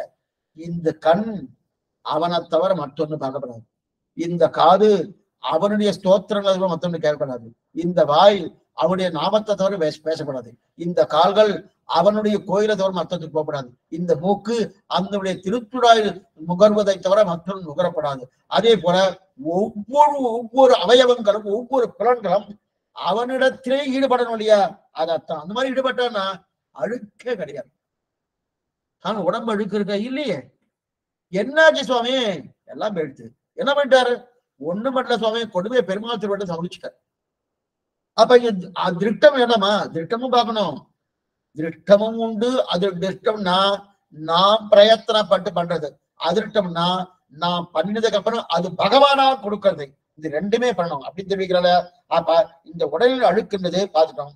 இப்ப உடலுக்கு மேல அழுக்கை என்ன பண்ணணும், தவிர்ப்பது என்னன்றதை பார்த்தோம். இப்ப நமக்கு உங்களுக்கு நிறுத்தம்னா, சரி சுவாமி உடலுக்கு இத்தனை காலட்சம் ஆயிடுத்து, கிட்டத்தட்ட 6 காலட்சம் மேல ஆயிடுன்னு நினைக்கிறேன், ஆயிடுத்து. அப்ப உள்ளம் என்ன, அதற்கு மேல் அந்த உள்ளம்னா மனசு, அதற்கு மேற்கு ஆத்மா என்ன, இதெல்லாம் சமமானா இதுதான் பிரதானம். இந்த உடம்பு இருக்கு இதான். ஏன்னா எதுவா இருந்தாலும் நம்ம உடம்பால தான் பண்றோம், ஆத்மா இதுதான் பண்றோம், கண்ணுக்கு தெரியலையே. இப்ப புஷ்பத்தை தொடுக்கிறேன், ஆத்மா தொடுக்கிறதா கை தொடுக்கிறதா, கைதான் தொடுது. அப்படி என் பேஷண்ட் இருக்கேன், ஆத்மா பேசுறதா வாய் பேசுறதா வாய், எல்லாமே சரீரம் தானே. ஏதாவது சரீரத்துக்கு சம்பந்தம் இல்லாம ஏதாவது இருக்கான்னா கிடையவே கிடையாது. அப்ப இதுல எது பிரதானமா இருக்கு, சரீரம் பிரதானமா இருக்கணும். அதனால இது பிரதானமா தெரிஞ்சுட்டாச்சுன்னா இதற்கு மேல இதோடு தொடர்புடையதுதான் மனசு, அதற்கு மேல அதை ஆட்டி படைப்பதுதான் ஆத்மா. மேற்கொண்டு பார்க்கணும். இப்ப இதுவே இந்த மாதிரி ஆயிடுச்சுன்னா அது இன்னும் நிறைய டைம் எடுத்துக்குவான்னா, அதெல்லாம் ஒரு டைம் எடுத்துக்காது, ஒன்னும் காட்டப்பட இதுக்குவேன்னா. அப்ப ஆனாலும் உடலை பத்தி நிதானம் புரிஞ்சுட்டோம், இந்ததற்காக நிறைய நேரம் கிடையாது. அப்ப மனசை பத்தி சுருக்கமா பார்ப்போம். முதல்ல என்னன்னு, அதாவது உடம்பு முடிவுட்டு மறுபடியும் நான் திருப்பி சொல்றேன், உடம்புல என்னென்ன பார்த்திருக்கோம், பிராணாயாமம் பண்ணணும் பார்த்திருக்கோம், தூக்கம் எப்படி 6 மணி நேரம் தூங்கலாம், அதிகபட்சம் 7 மணி நேரம் தூங்கலாம். அதுலயே இப்படிப்பட்ட தூக்கம் ஒன்று இருக்கு. என்ன தூக்கம் அது, ஆச்சரியமான தூக்கம் ஒன்று சொன்னேனே, ஆச்சரியமான தூக்கம். அந்த யோக நித்திரை 4 மணி நேரம் தூங்கினாலே போடும். 4 மணி நேரம் அந்த காலத்துல அநேகமா தான் பண்ணிட்டுதான், 4 மணி நேரம் தூங்கினாலே அது ரொம்ப நேரம் அந்த தூக்கம் வரும். அதற்கு மேற்கொண்டு நம்முடைய இந்திரியங்களை கூட பகவான் திருவள்ளுவர் கொண்டு போய் சமர்ப்பிப்பதுன்னா என்னது, அவனையே நினைப்பது, அவனையே நினைத்து கொண்டு அவன் சுவாமி அவனே நினைத்தது என் காரியம் பார்க்கணும்னா, அவனையே நினைக்கிறதுன்னா என்ன அர்த்தம்னா, அப்ப என் காரியம் நான் பண்ணப்படாது, நான் பிரியத்துக்காக. ஒரு குழந்தை இருக்கு, இப்ப பள்ளிக்கூடத்துக்கு போகப்படாது, பெரியவா இருக்கா உத்தியோகத்துக்கு போகப்படாது, எத்தையுமே பண்ணக்கூடாது, அவனே, அது அர்த்தமே இல்லை. எந்த காரியம் பண்ண, ஏன்னா இதை எப்படி புரிஞ்சுக்கணும், எந்த காரியம் பண்ணுவாருன்னா அவருடைய அனுகிரகத்தால் தான் பண்றேன், அவருடைய அனுமதியின் பேர்ல தான் பண்றேன், இந்த சிந்தனையோடு அவனாலதான் பண்ணிட்டு இருக்கேன், இந்த சிந்தனையோடு பண்ணியாச்சுன்னா அப்ப உன்னுடைய புலன்களை பகவானுக்கு சமர்ப்பிச்சாச்சுன்னு அர்த்தம். ஆனா அந்த காரியம், நீ பண்ணக்கூடிய காரியம் சாஸ்திர சம்மதமா இருக்கும். இங்க திருடனோட பகவானை நினைச்சுட்டே திருடன்னு நீங்க தானே சுவாமி சொன்னேன், அவரை நினைச்சுட்டு பண்ணா அந்த காரியம் செய்யும். அப்ப நமக்கு என்ன ஆகும், இந்த உடல் தூய்மை நன்னா இருக்கும், அழுக்கே இருக்காதுன்னு சொன்னோம். ஒருத்தரை கொலை பண்ணணும், ஒருத்தரை அடிக்கணும், அவரை நினைச்சுட்டே அடிச்சேன், தப்பு. சொன்னேனே சுவாமின்னா அங்க பண்ணக்கூடிய காரியம் பகவானுக்கு பிடித்தமா இருக்கணும். என்ன பண்ணிக்கணும், நீங்க இதை சொன்ன உடனே என்ன தோணும்னா இப்ப என்ன வேணா பண்ணலாம் இருக்கு, அவர்கிட்ட சமர்ப்பிச்சாச்சு இப்படின்னு ஒரு மதமே இருக்கு. அந்த மதத்தை சொல்ல விரும்பல. நீ தப்பு பண்ணணுமா, அவ கூண்டு பண்ணி வச்சுடுவா, அந்த கூண்டுல பண்ணி இத்தனை கட்டிடுமா, கட்டியாச்சுன்னு வச்சுக்க பண்ணிக்கும். இது இந்த மாதிரி முன்கூட்டியே ஒருத்தர் கட்டுறா, இப்போ முன் ஜாமீன் வாங்குறா பாருங்க. இதெல்லாம் சாஸ்திர சம்மதமே கிடையாது. சாஸ்திரியன்னா இதை பண்ணணும், ஆணுகூல்ய சங்கல்பகா பிராட்டிகூல்ய வர்ஜனம். இது கூடும் இது கூடாது, எனக்கு பிடிச்சமானதை தான் நீ பண்ணிடணும், பிடிக்காத பண்ணக்கூடாதுன்னு சொல்லியாச்சு. அப்ப பிடிக்காத பண்ணிட்டு நான் பெருமாள் திருவிழா சமர்ப்பிச்சேன்னா லாபம் இல்லை, அது பிரயோஜனம் இல்லை. இது சொல்ல வந்தேன்னா அதனால உடல் தூய்மை என்பது ரொம்ப முக்கியம். அவனுக்கு பிடித்ததை பண்ணணும், பிடித்ததை பண்ணது மட்டும் இல்ல, அது சாஸ்திர சம்மதமா இருக்கணும். மேற்கொண்டு அவனுடைய நினைவாவே பண்ணணும், அவனாலேயே பண்ணப்படுகிறேன் என்கிற எண்ணத்தோடு பண்ணா உடல் தூய்மை பூர்ணமாக ஒழிகிறது அப்படின்னு தெரியுது. இது உடல் தூய்மை. அதுக்கு மேல மனசு. இப்ப மனசு எப்படின்னா, மனசு என்பது கண் காது மூக்கு போல மனசு ஒரு கருவிதான். கண்ணு ஒரு கருவி, காது ஒரு கருவி, மூக்கு ஒரு கருவி, நாக்கு ஒரு கருவி. இப்ப நாக்கு என்பது சுவைப்பதற்கு, நல்லா டேஸ்ட் பண்றோமோ அந்த சுவைப்பதற்கு கருவி நாக்கு. அப்ப அந்த மனசு அதே கண்ணு பார்ப்பதற்கு கருவி, காது கேட்பதற்கு கருவி, வாய் பேசுவதற்கு கருவி. அதே போல மனசு மனசு எதுக்கு சுவாமி, நினைப்பதற்கு கருவி. என்ன எக்ஸலண்டா வந்து பாருங்க. வாய் ஒரு கருவி, அது பேசுவதற்கு உண்டான கருவி, கண்ணு பார்ப்பதற்குண்டான கருவி, அதே போல நாக்கு ருசிப்பதற்குண்டான கருவி, அதே போல மனசு என்பது நினைப்பதற்குண்டான கருவி. நம் மனசு நினைப்பதற்குண்டான அதுவும் ஒரு கருவிதான். நம்ம என்ன நினைக்கிறோம், மனசு மனசை நம்மளால பார்க்க முடியல. கண்ணை பார்க்கிறோம், காது பார்க்கிறோம், வாயை பார்க்கிறோம், அது மாதிரி நாக்க பார்த்துட்டு இருக்கோம், எல்லாம் பார்த்துட்டு இருக்கோம். மனசு எங்க சுவாமி, மனசு திறந்து காட்டுங்க அப்படின்னா அனுமார் தாங்க அடுவார். நம்மால திறந்து காட்ட முடியுமானா திறந்து காட்ட முடியாது. அப்ப அந்த மனசு ஒரு திரவியம் தான்.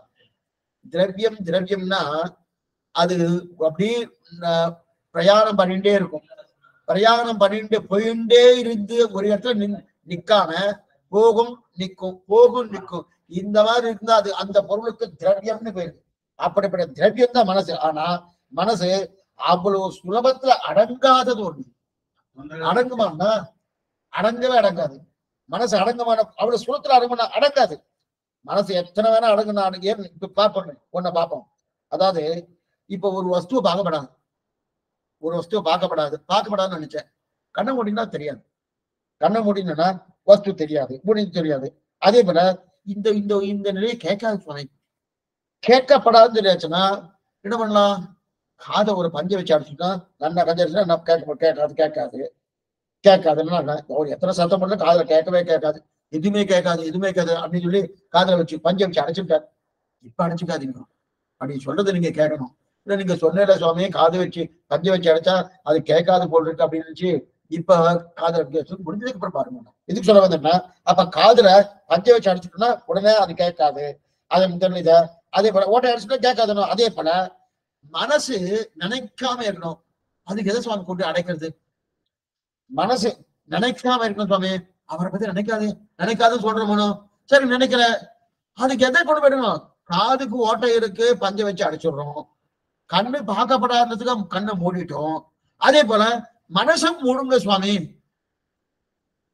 அது சுத்தறது அப்படி சுத்தின்னு இருக்கு. ஒண்ணுமே இப்ப காலையில பண்ணி கேட்டுட்டே இருக்கணும், கேட்டுட்டே இருக்க உட்கார்ந்துட்டு தான் இருக்கும். இந்த மனசு என்ன சுவாமி ஆயிடுத்து, ஒரு அரை மணி நேரம் வரணும், சொல்ல போறாரு, என்ன சொல்ல போறாருன்னு தெரியல. இன்னைக்கு ஆயிடுச்சு, இன்னைக்கு உடல் தூய்மை இன்னைக்கு முடிச்சுட்டாரு, இனிமே உள்ள தூய்மை சொல்லிட்டு இருக்காரு. இது எத்தனை நாள் பண்ண போறாரு தெரியல, எது சொல்ல போறா தெரியல. அது முடிஞ்சதுக்கு அப்புறம் 11:30 மணிக்கு முடிஞ்சதுக்கு அப்புறம் இதை பண்ணணும் அதை பண்ணணும் அப்படின்னு அலமாரிலே இருக்கணும் இருக்கு. இப்ப மனசை நம்ம ஒரு கண்ட்ரோல்ல வைக்கணும் சுவாமி. கண்ணை மூடினா போல மனசை மூடி முடியுமாண்ணா சுவாமி? அது தெரியலையே சுவாமி, என்ன விடுறது முடியவே இல்லையே. எத்தனை அலசி வைத்தா கூட அந்த மனசை மூட முடியறதுன்னா முடியலையே. ஒண்ணுமே பண்ணிட, எதுவுமே பண்ண முடியலையே. பண்ண முடியலன்னா ஏன்னா உடல் தூய்மை பரவாயில்ல, மன தூய்மை இந்த 3 இருக்கணும். ஆனா இந்த 3 இருக்க செய்தையும் மனசு பூர்ணமா மூட முடியுமா? முடியாது. அதனால்தான் மனசுக்கு இருக்கக்கூடிய ஒரு தன்மை உடலை கூட நம்ம எப்படியா நம்ம அடைக்கலாம், எத்தையா பண்ணிடலாம். கண்ணை மூடிடலாம், காதை மூடிடலாம். அதே போல நீ உன்னுடைய மூக்க முகத்து கொள்ளாம இருக்கிறதுக்கு மூக்கையும் மூடி வச்சிடலாம், எல்லாம் பண்ணலாம். ஏன் அந்த இடத்துக்கு போகாமே இருக்கலாம். அந்த இடத்துக்கு போனாதான் ஞாபகம் வருது அப்படின்னு போகாமே இருக்கலாம். ஆனா அந்த இடத்துக்கு போகலன்னா கூட மனசு போகும். மனசு இருக்கிறது போறதுனும். அதனால்தான் இந்த மனசு போறபடியால நீ மறுபடியும் மறுபடியும் மூடிண்டே இருக்கணும். புரியறதுக்கு ஒரே ஒரு எக்ஸாம்பிள் சொல்றேன். ஒரே ஒரு எக்ஸாம்பிள் சொல்றேன். ஒரே திருப்பதிக்கு போறோம், இது சன்னதிக்கு போறோம். சன்னதி போய் பெருமாளை சேவிக்கிறோம். பெருமாள் சேவிக்கச்சு இந்த ஆத்துல ஒரே சிரமங்கள், எத்தனை சிரமங்கள். இவா தொந்தரவு, அவா தொந்தரவு, இந்த தொந்தரவு, என்னென்னவோ பிரச்சனைகள். வீட்டுக்கு வீடு வாசப்படின்னு சொல்லிட்டு வரணும். அந்த மாதிரி எல்லாம் இருந்துக்கச்சு. அதெல்லாம் ஒண்ணுமே இல்லை. பெருமாளை சேவிக்கக்கூடிய நல்ல நிசப்தமா, அது மட்டும் இல்ல ஆனந்தமா இருக்கு. எந்த விதமா உள்ளுக்குள்ள எந்த மனக்லேசமும் இல்லாம நன்னா சேவிச்சுன்னு எது வரைக்கும் சேவிக்கிறது தெரியுமா? அந்த திருமலையப்ப சேவிக்கிறோம். ஜரகண்டி ஜரகண்டி சொல்லுன்னு நல்லா சேவிச்சிருவோம். முடிஞ்சு வெளில வந்ததுக்கு அப்புறம் வண்டியில ஏறணும் வச்சுக்கேன், உடனே அங்க இவா பண்றாளா, அவ பண்றாளா, இவாளுக்கு அட்வான்ஸ் கொடுத்தனே, அவளுக்கு இந்த வேலை செய்யலையே, இவாளுக்கு இதே இருக்கணும். இப்ப இன்னும் அதுக்கு வரல. ஆனா மனசு உடனே அலமாறதனும். இதுதான் இந்த நிலைதான். அப்ப மனசுதான் ரொம்ப முக்கியமா. சரீரத்தை காட்டிலும் மனசு இருக்க ரொம்ப. ஏன்னா சரீரத்தையாவது அடக்குவதற்குண்டான தன்மை இருக்க. கண்ணு பார்க்காதன்னா கண்ணை மூடிடலாம். வாய் பேசாதனா வாயை மூடிடலாம். காது கேட்காதன்னு மூடிடலாம். மனசை நீ நினைக்காத. புரியத்துக்கா சொல்றேன், புரியத்துக்கா சொல்றேன். யாரும் தவறா நினைக்க வேண்டாம். பெண்களுக்கு சில அந்த மாசங்களை 3 நாட்கள் ஒரு சிரமங்கள் இருக்கு. அந்த சிரமமா இருக்கும்போது நாம சங்கீர்த்தனம் பண்ணப்படாது. அது மட்டும் இல்ல, நாம சங்கீர்த்தனம் பண்ணப்படாது. அதுவும் திருவாய்மொழி சேவிக்கப்படாது, 4000 திவ்ய பொருள் சேவிக்கப்படாது, ஸ்தோத்திரங்கள் பண்ணப்படாது சொல்லி இருக்கு. இப்ப சொல்லிட்டா அவளை ஒரு முறையில உட்கார வச்சுட்டா. அந்த பெண்ணை உட்கார வச்சுட்டா. அந்த 3 நாட்கள் உட்கார வச்சுட்டா. உட்கார வச்சுன்னு இப்ப திருப்பானா செவிக்கிறா அந்த குழந்தை. அந்த குழந்தைக்கு வயசு 20 ஆயிரத்துன்னு வச்சுக்கேன். திருப்பானா செவிக்கக்கூடிய, அதுவும் தனுர்மாசம். தனுர்மாசத்துல முறையை உட்கார வச்சிருக்கா. இப்ப அவளுக்கு திருப்பாவை ஞாபகமா வராது. அதெல்லாம் ஞாபகம் வரப்படாது. ஞாபகம் வராம ஒண்ணுமே இல்லாம பண்ணணும்னா மனசுல பண்ண முடியாது. அவளுக்கு என்ன ஞாபகம்? மார்கழி திங்கள் மதிலிருந்த நன்னாரா ஞாபகம் வரத்தானே செய்யும். வையத்து வாழ்விகளை ஞாபகம் வரத்தானே செய்யும். இன்னைக்கு கற்றுக்கறவை கணங்கள் பல கறந்து சட்டார்த்தருடைய அப்படின்னு அந்த பாட்டு ஞாபகம் வரத்தானே செய்யும். அப்ப ஞாபகம் வந்தா குற்றமானா? ஞாபகம் வந்தா குற்றம் இல்லை. ஆனா அந்த ஞாபகம் வர முடியாம பண்ண முடியாத மனசுக்கு, அதுதான் நீங்க சொல்ல வரேன். ஞாபகம் வர. அதனால மனசு எவ்வளவு முக்கியமா இருக்கு பாருங்க. இந்த சிரமங்கள் உடம்புக்கு கிடையாது. மனசு அவ்வளவு. ஏன்னா மனையேகி மனுஷியானாம் காரணம் பந்த மோட்சியே. மனையேவகி மனுஷியானாம் காரணம் பந்த மோட்சியே. இந்த சம்சாரத்துல இருப்பதற்கு காரணமே மனசுதான். சம்சாரத்துல விடுதலை ஆவதற்கு காரணம் மனசுதான். சில பேர்லாம் சொல்லுவா பாருங்க, ஆவதும் பெண்ணாலே அழிவதும் பெண்ணாலேன்னு. தவறு ஒண்ணும் கிடையாது. ஏன்னா அழிவதும் பெண்ணாலேன்னு சொல்றதுக்கு காரணம் அது வேற காரணம், ஆவதும் பெண்ணாலேன்னு சொல்றதுக்கு வேற காரணம். ஆனா 2மே பெண் காரணம். அதே போல இந்த மனசுதான் காரணம் இரண்டுக்கும். என்னென்ன காரணம்? நாம இங்க இந்த சம்சாரத்தை இழுப்பதற்கு காரணமே மனசுதான்.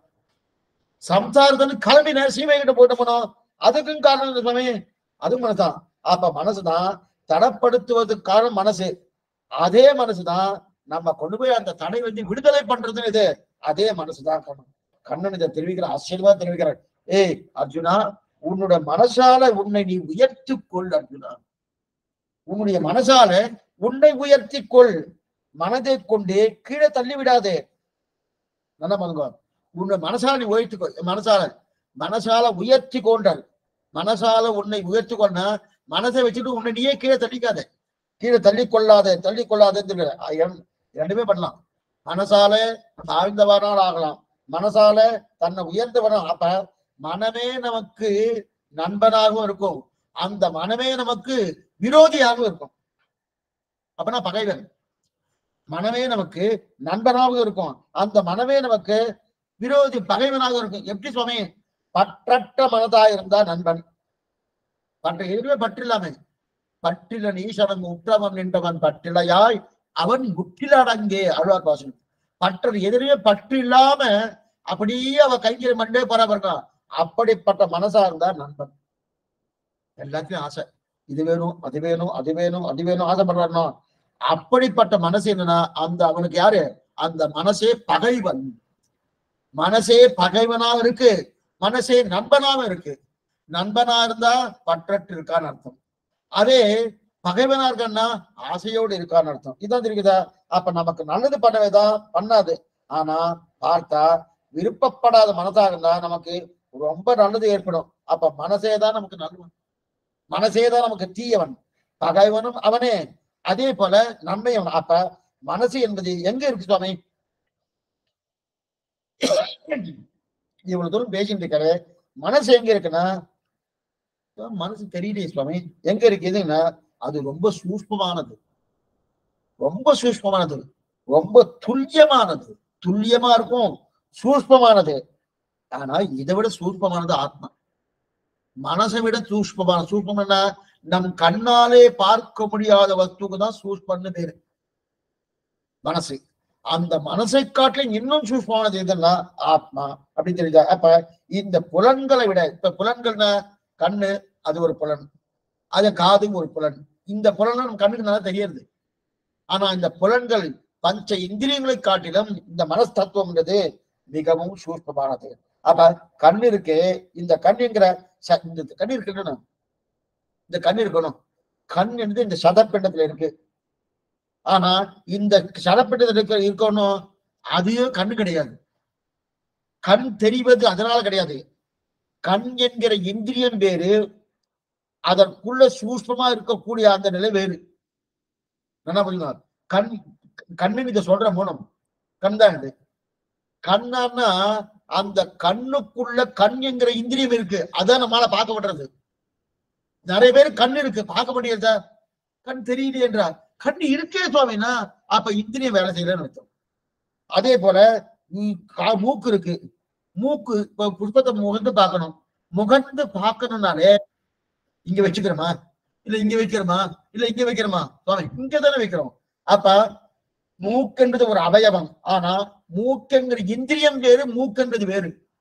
மூக்குங்கிற இந்திரியம் இருந்தா தான், சில பேர் நல்ல ஜலதோஷம் வந்துட்டு இருக்கேன், வாசனையே தெரியல சுவாமி, வாசனையே தெரியலன்றார். மூக்கு இருக்கு, ஏன் இல்லை தெரியலன்னா அப்ப மூக்குங்கிற இந்திரியம் கருவி வேலை செய்யல.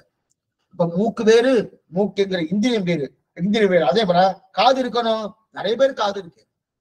சில பேர் இன்னைக்கு காதுக்கெல்லாம் மிஷின் வச்சுடுறா, மிஷின் வச்சுக்கிறாரோ அது மாதிரி காது இருக்கு, கேட்கலையே கேட்கல, காது இருந்தும் கேட்கல.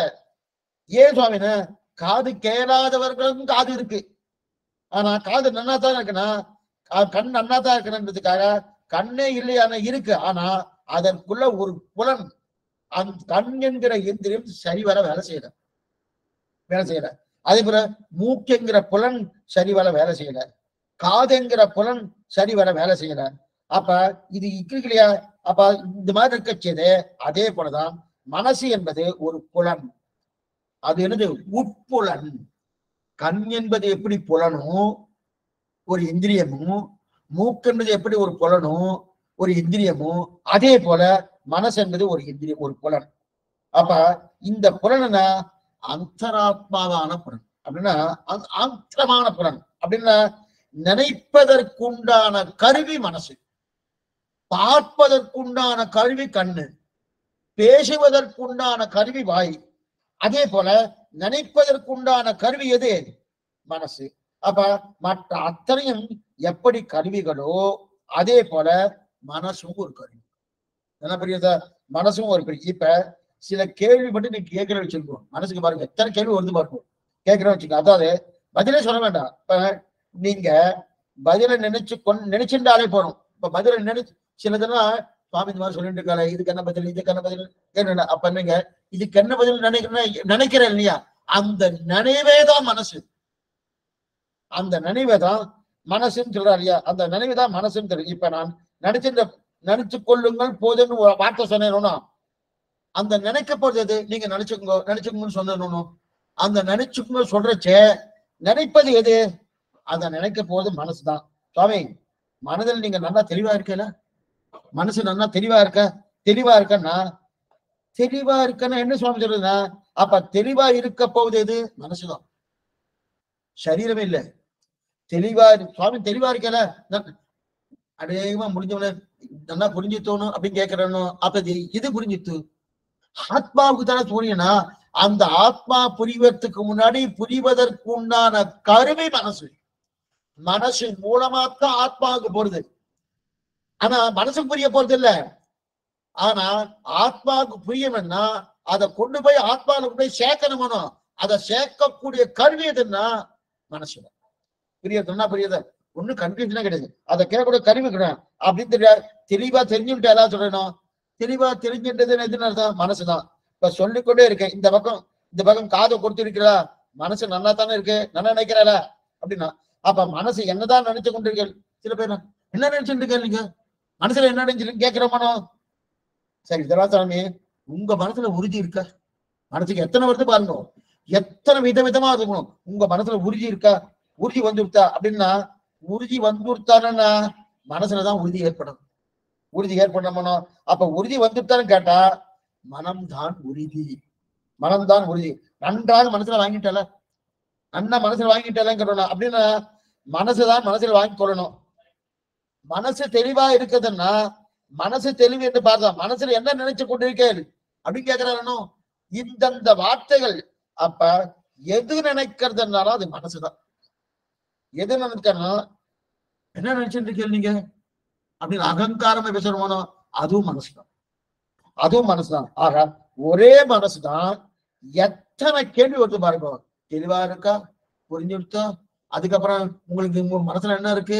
அவளை பத்தி நீங்க என்ன நினைக்கிறேன்? இவாளை பத்தி நீங்க என்ன நினைக்கிறேன்? இன்னைக்கு இதோடைய தாத்பரியம் என்ன நினைக்கிறேன்? இது ஒவ்வொன்றும் கேட்டுட்டே இருக்கணும். இந்த கேட்க நீங்க அதுக்கு ஆலோசனை பண்றீங்கன்னா அது எதனால ஏற்படுது? மனசு. அப்ப மனசு இத்தனை முக்கியமா இருக்கு. அப்ப ஏதோ நினைக்கிறோம்னா, அப்ப ஒவ்வொரு நாளும் நம்ம கேட்டுன்ற கேள்வி எல்லாம் இதுக்கு இதுதான்.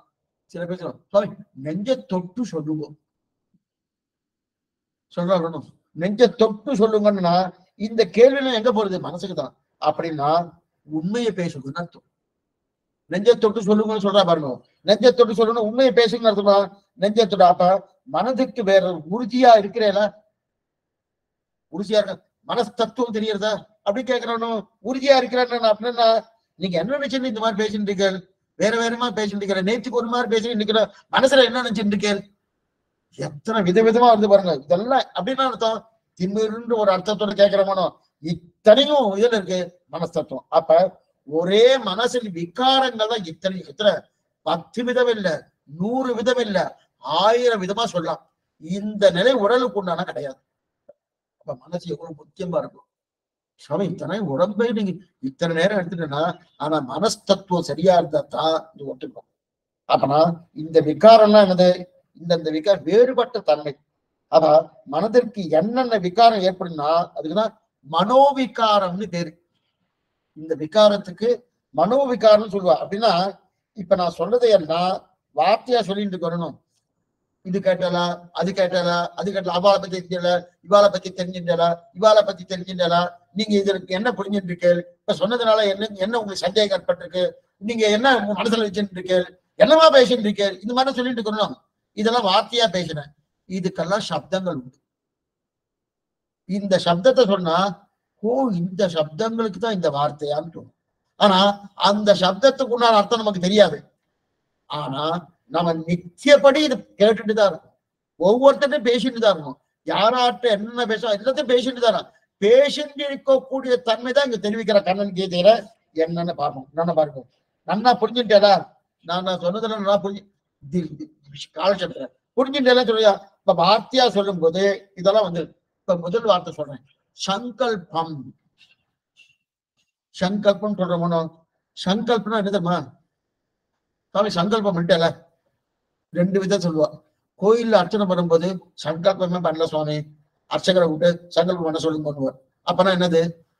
அதுல உறுதின்னு ஒரு அர்த்தம், நான் எந்த நிலையில இருக்கேன்னு நான் யாருன்னு சொல்றதுக்கு ஒரு அர்த்தம், எனக்கு என்ன தேவைன்னு ஒரு அர்த்தம். இதுக்கெல்லாம் சங்கல்பம்னு பேர்.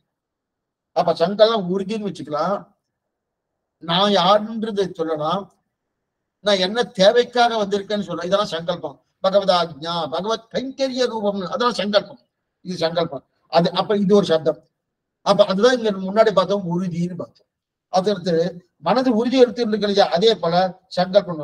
காமம், காமம் கேள்விப்பட்டிருக்கிற? காமம் அது விருப்பம், ஆசை, ராகம், அவா, வேட்கைன்னு சொல்றோம்னா, இப்ப உங்க மனசால விரும்புறல, உங்க மனசால இவ மனசால விரும்பலையா, மனசால விரும்புறான்னு என்ன சொல்லுவாங்க, என்ன அர்த்தம்னா அது காமம். இச்சைப்பட்டு அதை அடையணும், அதை அனுபவிக்கணும் என்கிற காமம் இருக்கணும், ஆசை.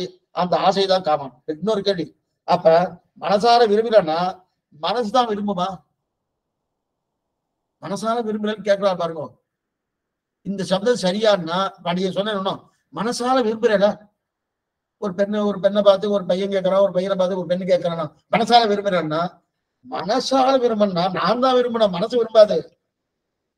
மனசு உறுதிதான் எடுக்கும், மனசு நான் தான் விரும்பணும். ஆனா அந்த மனசு விரும்புவதற்கு கருவி, அதான் முன்னாடி சொன்னேன், அந்த மனசு விரும்புவதற்குண்டான கருவி.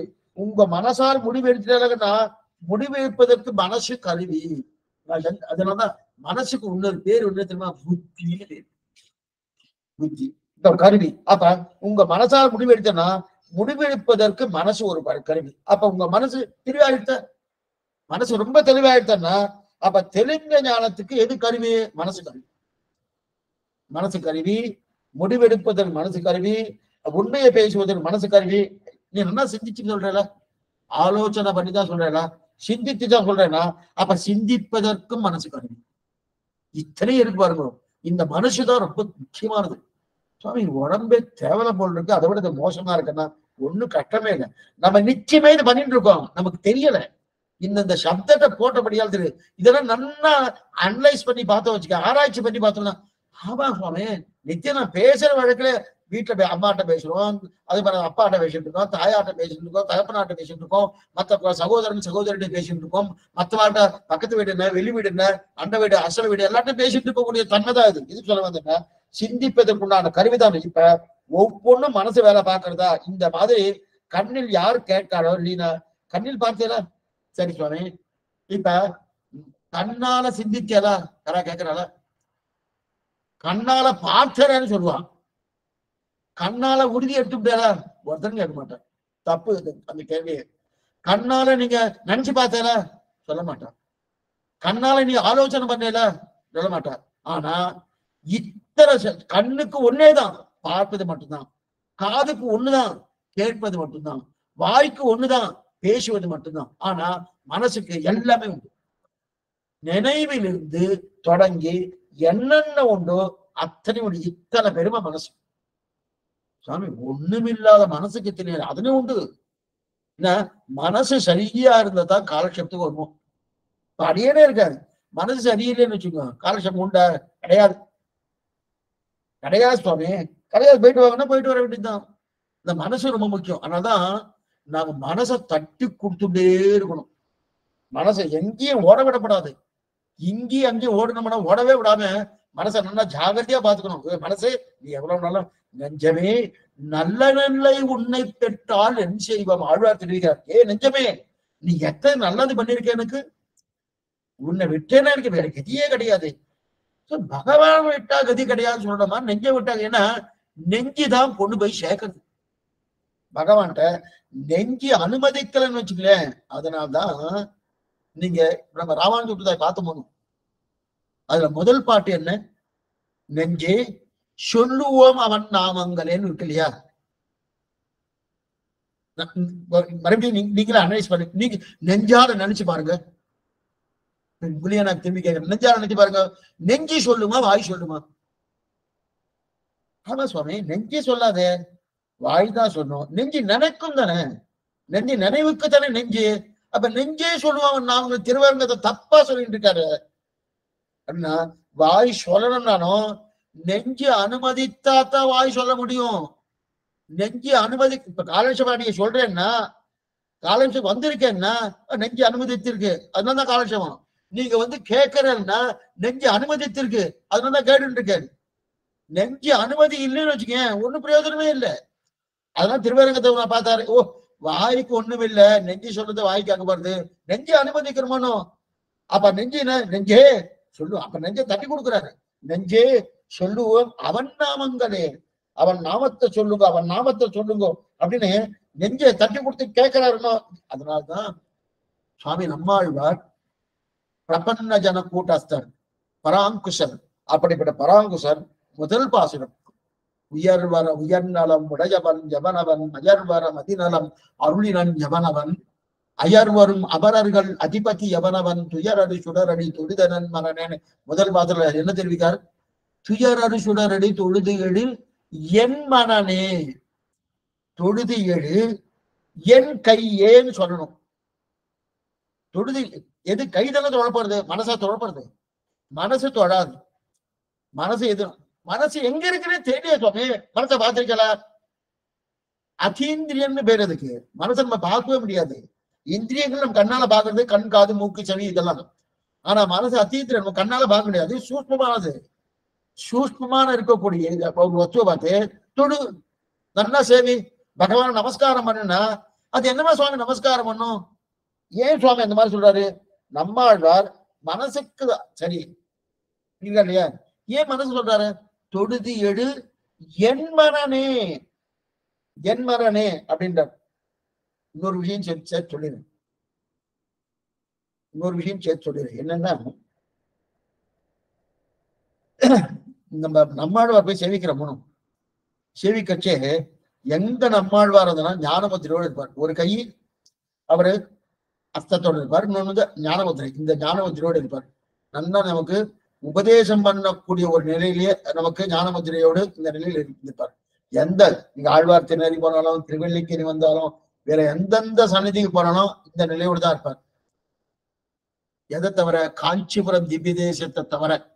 காஞ்சிபுரம் திவ்ய தேசத்தை நீங்க நம்மாழ்வார போய் செவித்தேன்னா, மற்ற திவ்ய தேசத்து விக்கிரகத்துக்கும் காஞ்சிபுரம் திவ்ய தேச விக்கிரகத்துக்கும் வேறுபாடு இருக்கு. என்ன சுவாமின்னா, அங்க இருக்கக்கூடிய விக்கிரகத்துக்கு இங்க தொழுதி எழி என் மனனேன்னு சொல்லிட்டு என்ன பண்றாருன்னா, தனக்கு உபதேசிக்கிறார். இந்த எல்லா இடத்துலயும் இப்படி ஞானமுத்திரையோடு இப்படி இருக்கும். ஆனா காஞ்சிபுரம் திவ்யதேசத்துல நம்மாழ்வாருடைய விக்கிரகம் இப்படி இருந்துட்டு இருக்கும். ஏன்னா தன்னுடைய நெஞ்சுக்கு உபதேசம் பண்றார். தன்னுடைய நெஞ்சுக்கு உபதேசம் பண்ணக்கூடிய ஒரு நிலையில இருந்துட்டு இருக்கார். ஏன்னா நெஞ்சு தானே சுவாமி பிரதானம். அது ஏன் சுவாமி அந்த திவ்யதேசம் அந்த மாதிரி வந்து சிற்பி பண்ணார். சிற்பி எந்தெந்த திவ்யதேசத்துல எப்படி இருக்கோ அதே போல அப்படின்னா ஆழ்வார் திருவிழா என்னவா இருக்காரோ அதுதான் முதல் பிரதான விக்கிரகம், அர்ச்சா விக்கிரகம். அந்த பிரதான அர்ச்சா விக்கிரகத்தை போல நம்ம ஆழ்வார் திருவேணி ஏறுலா பண்ண வேண்டும்னு சிற்பி பண்ணார் காஞ்சிபுரத்துல. காஞ்சிபுரத்தை பண்ணுவோன்னு அந்த சிற்பி பண்ணினது என்னவா, அங்க இந்த ஆழ்வார் திருவிழா என்னவா அந்த விக்கிரகம் இருக்கோ அதே மாதிரி பண்ணார். ஆனா வந்தது நெஞ்சுக்கு உபதேசம் பண்ண மாதிரி வந்து விக்கிரகமே அப்படிதான் வந்தது. நம்ம ஆழ்வார் இருக்கிறோம். ஓ, நான் தப்பா பண்ணிட்ட போல் இருக்கு அப்படின்னு அங்க இருக்கிறவங்க வெய்ய ஆரம்பிச்சிட்டா. சிற்பிய என்ன பண்ணிருக்க நீ வெய்ய ஆரம்பிச்சிட்டா. மறுபடியும் 2வது தடவை பண்றான். மறுபடியும் 2வது தடவை பண்ணுச்சே, சரியா பண்ணிருக்கேன், இப்பவான்னு சரியா ஒண்ணு. இப்போ அதே மாதிரிதான் வந்துட்டு. இதே மாதிரி வந்துட்டு நெஞ்சுக்கு உபதேசம் பண்றேன். இன்னைக்கு அதே விக்கிரகம் தான் ஏரில பண்ணிருக்கா. ஆச்சரியமான விக்கிரகம். காஞ்சிபுரம் சுவாமி நம்மாழ்வாருடைய திருமேனி. அத்தியூரான் புல்லையூர்வான் அடிமணியின் தொத்து செயல் நாகத்தின் மேல் துயில்வான் முத்தி மறையாவான் மாகடலஞ்சுண்டாந்த நக்கம் இறையாவான் எங்கள் பிறான்னு ஆச்சரியமான முதலாவதாருடைய பாசுரம். ஸ்ரீநிதிம் நிதிம் அபாரம் அர்த்திராம் அர்த்திதார்த்த பரிதான தேசிதம் சர்வபூத சுகிருதம் தயாநிதம் தேவராஜ மதிராஜ பாஸ்னியேன்னு தெரிவிக்கிறார் பூரத்தாவுடைய பஞ்சஸ்தலத்துல. அது மட்டும் இல்லை, முதல் பாட்டு வேதாந்த தேசியன்னு பெரியவர். அவரு நம்மாழ்வாருடைய பாசுரம் மங்களாசாசனம் காஞ்சிபுரத்துக்கு கிடையாது. அவர் திவ்யதேச மங்களாசாசனம் நல்ல காஞ்சிபுரத்துக்கு. ஆனாலும் வேதாந்த தேசிகன்ற பெரியவர் இல்ல, முதல் பாட்டு காஞ்சிக்கு தான். என்னமா சொல்றேன்னா, இந்த பாரு விக்கிரகமே பாரு, நெஞ்சுக்கு உபதேசம் பண்ற விக்கிரகம் வேற எங்கேயா இருக்கா? கிடையாதுனோ. ஏன்னா நெஞ்சு அவ்வளவு முக்கியம். அப்ப மனசத்தன் ஆழ்வார்க்கு மனசு முக்கியம்னா நமக்கு என்ன பண்றது? இது சொல்லணும்னா அப்படிப்பட்ட தொழுது எடு என்பனே அப்படின்னா ஊருக்கு உபதேசம் பண்ற மாதிரி இல்ல ஆழ்வார், தன் மனசுக்கே உபதேசம் பண்ண மாதிரி. ஏன்னா மனசு ஒத்துழைத்தா தான் முன்னுக்கே வர முடியும். மனசே ஒத்துழைக்க முன்னுக்கு வர முடியுமா? வர முடியாது. மனசு நல்லா ஒத்துழைனா அப்ப முதல்ல நம்முடைய மனசை நம் பக்கம் சேர்த்துக்கணும். நம் மனசை நம் பக்கம் சேர்த்துக்கணும். அதை தட்டி கொடுத்து வேலை பார்க்கணும். இங்க வரை இப்படி இப்படி இப்படி அதோடு சண்டை போட்டாச்சுன்னா பிரயோஜனம் இல்லை. மனசோடு சண்டை போட்டாச்சுன்னா பிரயோஜனமே இல்லை. எல்லாம் படுத்தா பாழாயிடும். அப்பனா கை காலோடு சண்டை போட்டுக்கலாம். இந்த கை சரியா பண்ணல, இந்த கை என்ன பண்ணலாம், அதை தட்டி சரி பண்ணிடலாம். ஏன்னா கையோ கண்ணோ வாயோ இதோட நம்ம சண்டை போட்டாலும் சரிப்படுத்திடலாம். ஆனா மனசு மட்டும் ஒத்துழைக்க மறைச்சா மருத்துவத்துன்னு வச்சுக்க ரொம்ப கஷ்டம். மருத்துவத்துனா ஒண்ணு இல்லை, உபன்யாசம் போகணும் சுவாமி, நேற்று சொன்னார் இன்னைக்கு சொன்னார், என்ன சுவாமி திருப்பியும் ஏதாவது ரெக்கார்டிங் வருது அது கேட்டுக்கலாமே. என்ன உடல் தூய்மை உள்ள தூய்மை ஆத்ம தூய்மை கேட்கலன்னா மோட்சமா கிடைக்காது. இது இல்ல கேட்டதுனால மோட்டம் கிடைக்க போறதா? ரெண்டுமே இல்லை. அதனால எதுக்காக கேட்கணும் அப்படின்னு மனசு ஏதாவது சண்டித்தனம் பண்ணி வச்சியா? இல்ல கேட்கணும். கேட்டாதான் நமக்கு என்னென்ன உண்டு மேற்கொண்டு பாசுரங்கள் கேட்பதற்கு இது உதவியா இருக்குன்னு. அது மட்டும் இல்ல, நாம யாரும் தெரிஞ்சுக்கணும், நம் மனஸ்தத்துவம் தெரியும், நம்முடைய ஆத்ம தத்துவம் என்ன தெரிஞ்சுக்கணும், நம்ம சரீரம் எதுக்காக சிருஷ்டிக்கப்பட்டதுன்னு தெரிஞ்சுட்டாதானே அதுக்கு தகுந்த நம்ம கைங்கறி பண்ண முடியும். அப்படின்ற அதே மனசு சொல்லி தெரிஞ்சுக்கேன் உடனே வந்துடும். அதே மனசை அது எதுக்கு பாத்துக்கலாம். என்ன அப்ப மனசு பிரதானமா இருந்தோமோ அப்ப இதைத்தான் தெரியும். சில பேருக்குலாம் சில தெரியும். ஒண்ணு வேண்டாம், கோயிலுக்கு போகணும் அப்படின்னு ஒரு துளி மழை வந்துட்டுன்னு வச்சுக்கேன். மழை வந்துட்டு சுவாமி என்னமா போறது, மழை வந்தாலும் பரவாயில்ல என்ன போயிடணும் அப்படின்னு மனசு சொல்லிட்டு வச்சுக்கேன். போகாம இருப்பாங்க. அதெல்லாம் சில பேருக்கு அஷ்டமி நவமி வந்தா, அஷ்டமி சுவாமி இன்னைக்கு எதுக்கு சுவாமி கோயிலுக்கு வேண்டாம். அஷ்டமியாவது நவமியாவது பகவான்கிட்ட என்ன இருக்க காலம் காலச்சக்கரத்தனாச்சு, அது அவர்கிட்ட ஒண்ணும் கிடையாது. அதே மனசு சொல்லிட்டு போயிட்டு இருக்கணும். அப்ப ஒரே மனசுதான் நமக்கு நன்மையும் கொடுக்கறது, அதே மனசுதான் நமக்கு தீமையும் உண்டாக்கி கொடுக்குது. அப்பனா அந்த மனசை தட்டி கொடுக்கணும். நல்ல விஷயத்துல ஞாபகம் எப்போதும் வச்சுட்டு இருந்தான்னா அந்த மனசு தட்டி கொடுத்து நடத்தி கொடுத்து பண்ணியிருந்தா ஞாபகம் நல்லா இருக்கும். அப்ப நல்ல செண்டாது நல்ல விஷயத்த ஞாபகம் வச்சுட்டு தீய விஷயத்த மறந்துடணும். இதையும் மனசுதான் பண்ணும். இதே ராமனுக்கு அப்படிதான், இதையும் பூர்த்தியா மனசுதான் பண்ணும். நல்ல விஷயத்துல என்ன இது இல்லாம தீயதையே இன்னைக்கு பாக்குறான் பண்ணணும். 1/2 மணி நேரத்துக்கு ஒரு தடவை நம்ம பெட்டிக்கு முன்னாடி உட்காந்துட்டா போட்டு காமிக்கிற எல்லாமே தீயது. அதே ஞாபகம் 10 வருஷத்துக்கு முன்னாடி பண்ணா சுவாமி ஞாபகம் வச்சுட்டு இருக்கேன், இப்பதான் அது வாய்ப்பு கிடைச்சிருக்கு. அந்த மனசு தீய மனசு, அந்த மனசு பகைவன்னு பேரு. அப்படிப்பட்ட கவனம். அப்ப திருப்பி கிடையாது. அப்ப ஞாபகம் சரி சுவாமி, அந்த ஞாபகம்ன்றது மனசுக்கு ஆத்மாக்கா? மனசுக்கு இல்ல, அது ஆத்மாவுக்கு தான். எந்த ஞாபகமா இருந்தாலும் ஆத்மாவுக்கு தான், மனசு கிடையாது. ஆனா அந்த ஞாபகப்படுத்துவதற்கு உண்டான கருவி மனசு. இது ரெண்டுத்தையும் நீங்க கொஞ்சம் அனலைஸ் பண்ணி சேர்த்துக்கணும். ஏன்னா நாம என்ன நினைக்கிறோம், மனசு இருந்தா மார்க்கம் உண்டுன்னு சொல்றோம். போனோம் மனசு இருந்தா மார்க்கம் உண்டு. அப்ப மனசு இருந்தா மார்க்கம்னா இப்ப மனசுதான் நினைக்கிறது சுவாமி. நினைப்பதற்கு உண்டான கருவி மனசு. ஆனா அந்த நினைவு கொண்டு போய் சேர்க்கிறது எங்க? ஆத்மா. என்ன பண்ணுங்க, மனசும் அச்சித்து தான், சித்து கிடையாது, அதுக்கு ஞானமே கிடையாது. மனஸ்தத்துவத்துக்கு ஞானம் இருக்கா? ஆத்மாவுக்கு மட்டும்தான் ஞானம். நல்லா புரிஞ்சுக்கணும். இத தெரியலன்னா கஷ்டம். நாம என்ன மனசே ஒரு மனுஷனா உருவப்படுத்துறோம். இல்ல, மனசு அச்சித் தத்துவம், சித் தத்துவம் கிடையாது.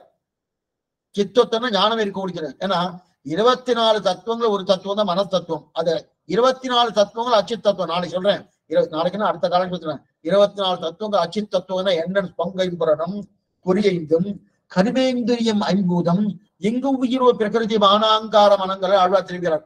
அப்படிப்பட்ட 24 அதுல மனஸ்தத்துவம் அச்சித் தத்துவம் அப்படி இருக்கச்சது அது ஞாபகத்துல இருக்காது. ஞாபகம் வச்சுக் கொள்வதற்குண்டான கருவி எதுன்னா மனசு. அந்த கருவியை கையில பிடிச்சு கொண்டு வந்தான் நான் என்கிற ஆத்மா. அப்ப அந்த மனஸ்தத்துவத்தை நான் கையில பிடிச்சுட்டு இருக்கேன். இந்த நான் என்கிற ஆத்மாவின் தலையில தான் எல்லா பொறுப்பும் வந்துடும். என்ன சுவாமி இவர் தான் பண்ணார், இவர் தான் பண்ணார் சொல்றோம். இவர்ங்கிற சப்தத்துக்கு என்ன?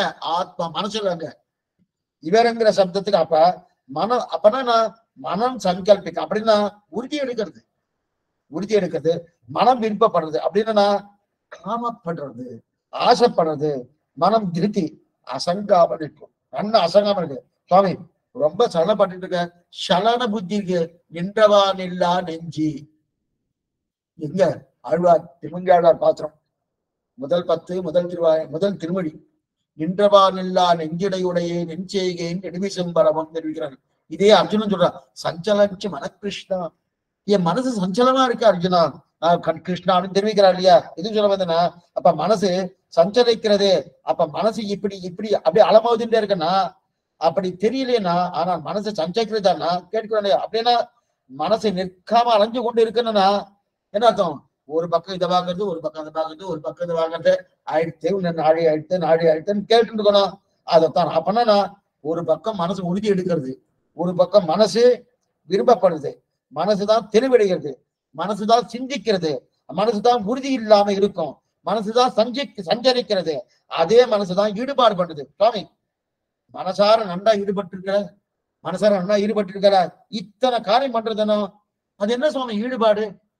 ஈடுபாடு என்னன்னா மனசுக்கு எத்தனை பரிமாணங்கள், ஒரு பரிமாணமா 2 மாற்றங்கள், 1 2 இப்படி இப்படின்னு அப்படி பார்த்தா ஒண்ணு தெரியாது.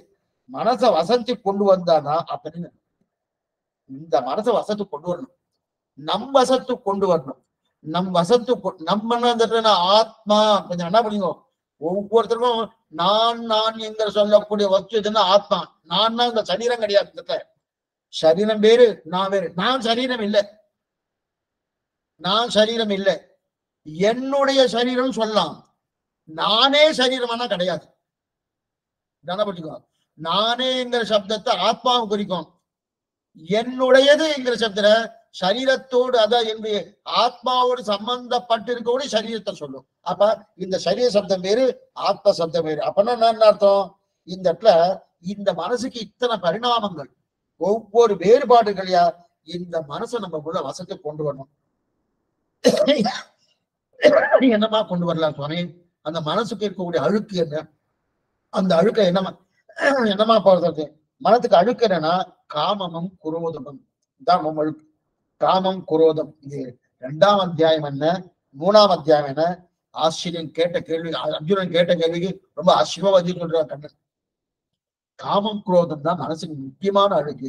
அது என்ன அழுக்கு, அந்த அழுக்கு எப்படி களையிறதுன்னு அடுத்த வாரம் பார்ப்போம்.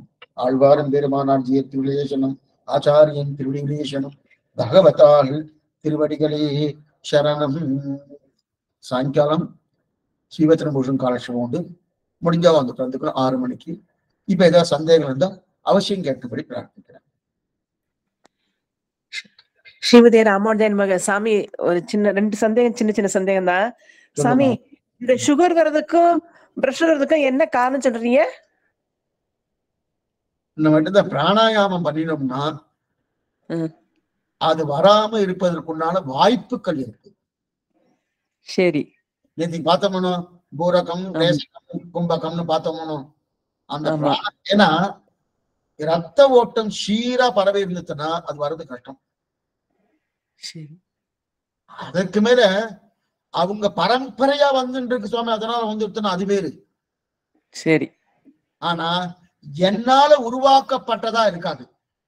ரத்த ஓட்டம் சரியா இருக்குன்னு வச்சுக்கேன், சவாசனம் ஆகட்டும், பிராணாயாமம் இதெல்லாம் பண்ணியாச்சுனாலே உங்களுக்கு அநேகமா இது வராது. இன்னைக்கு அந்த பிராணாயாமம் பண்றது நிறைய பேர் விட்டுட்டார், அதனாலதான் இத்தனை கரண்ட். சரி, இன்னொரு சந்தேகம், 4 மணி நேரம் தூங்கினா போனதுலயே அந்த தூக்கம் எப்படி தூங்கணும்? அது யோக நித்திரைன்னு பேரு. அந்த யோக நித்திரை என்றது இப்ப அதுக்கு தனியா புஸ்தகம் இருக்கு, அது அடிப்படையிலிருந்து நீங்க கத்துட்டு வரணும். அந்த புஸ்தகம் இருக்கு, அந்த புஸ்தகத்தை பார்த்து நீங்க நிச்சயம் எப்படி இருக்கணும் அதை போட்டிருக்கோம். உங்க வாழ்க்கை எப்படி வாழணும் அந்த மாதிரி வாழ்ந்தாச்சுன்னா 4 மணி நேரம் நீங்க ஓய்வு எடுத்தாலே போறோம், அதுக்கு மேல தேவையில்லை. ஆனா அதை சொல்லணும்னா குறைஞ்சது 4 காலட்சேபம் ஆகும், அவ்வளவு இருக்கு அந்த புஸ்தகத்துல. அதுக்கு யோக நித்திரைன்னு ஒரு புஸ்தகமே விற்கிறது. அதை வாங்கிட்டேன்னா அதை நன்மை. ஏன்னா அந்த காலத்துல பெரியவர்கள் அப்படிதான் இருந்தா, அவள் என்னமா இருந்தான்னா அவனுக்கு இதுதான், மற்றது கிடையாது. அதனால அதை வாங்கி படிச்சேன்னா ஒரு நல்லா. ரொம்ப நன்றி சாமி, மன்னிச்சிருங்க சாமி.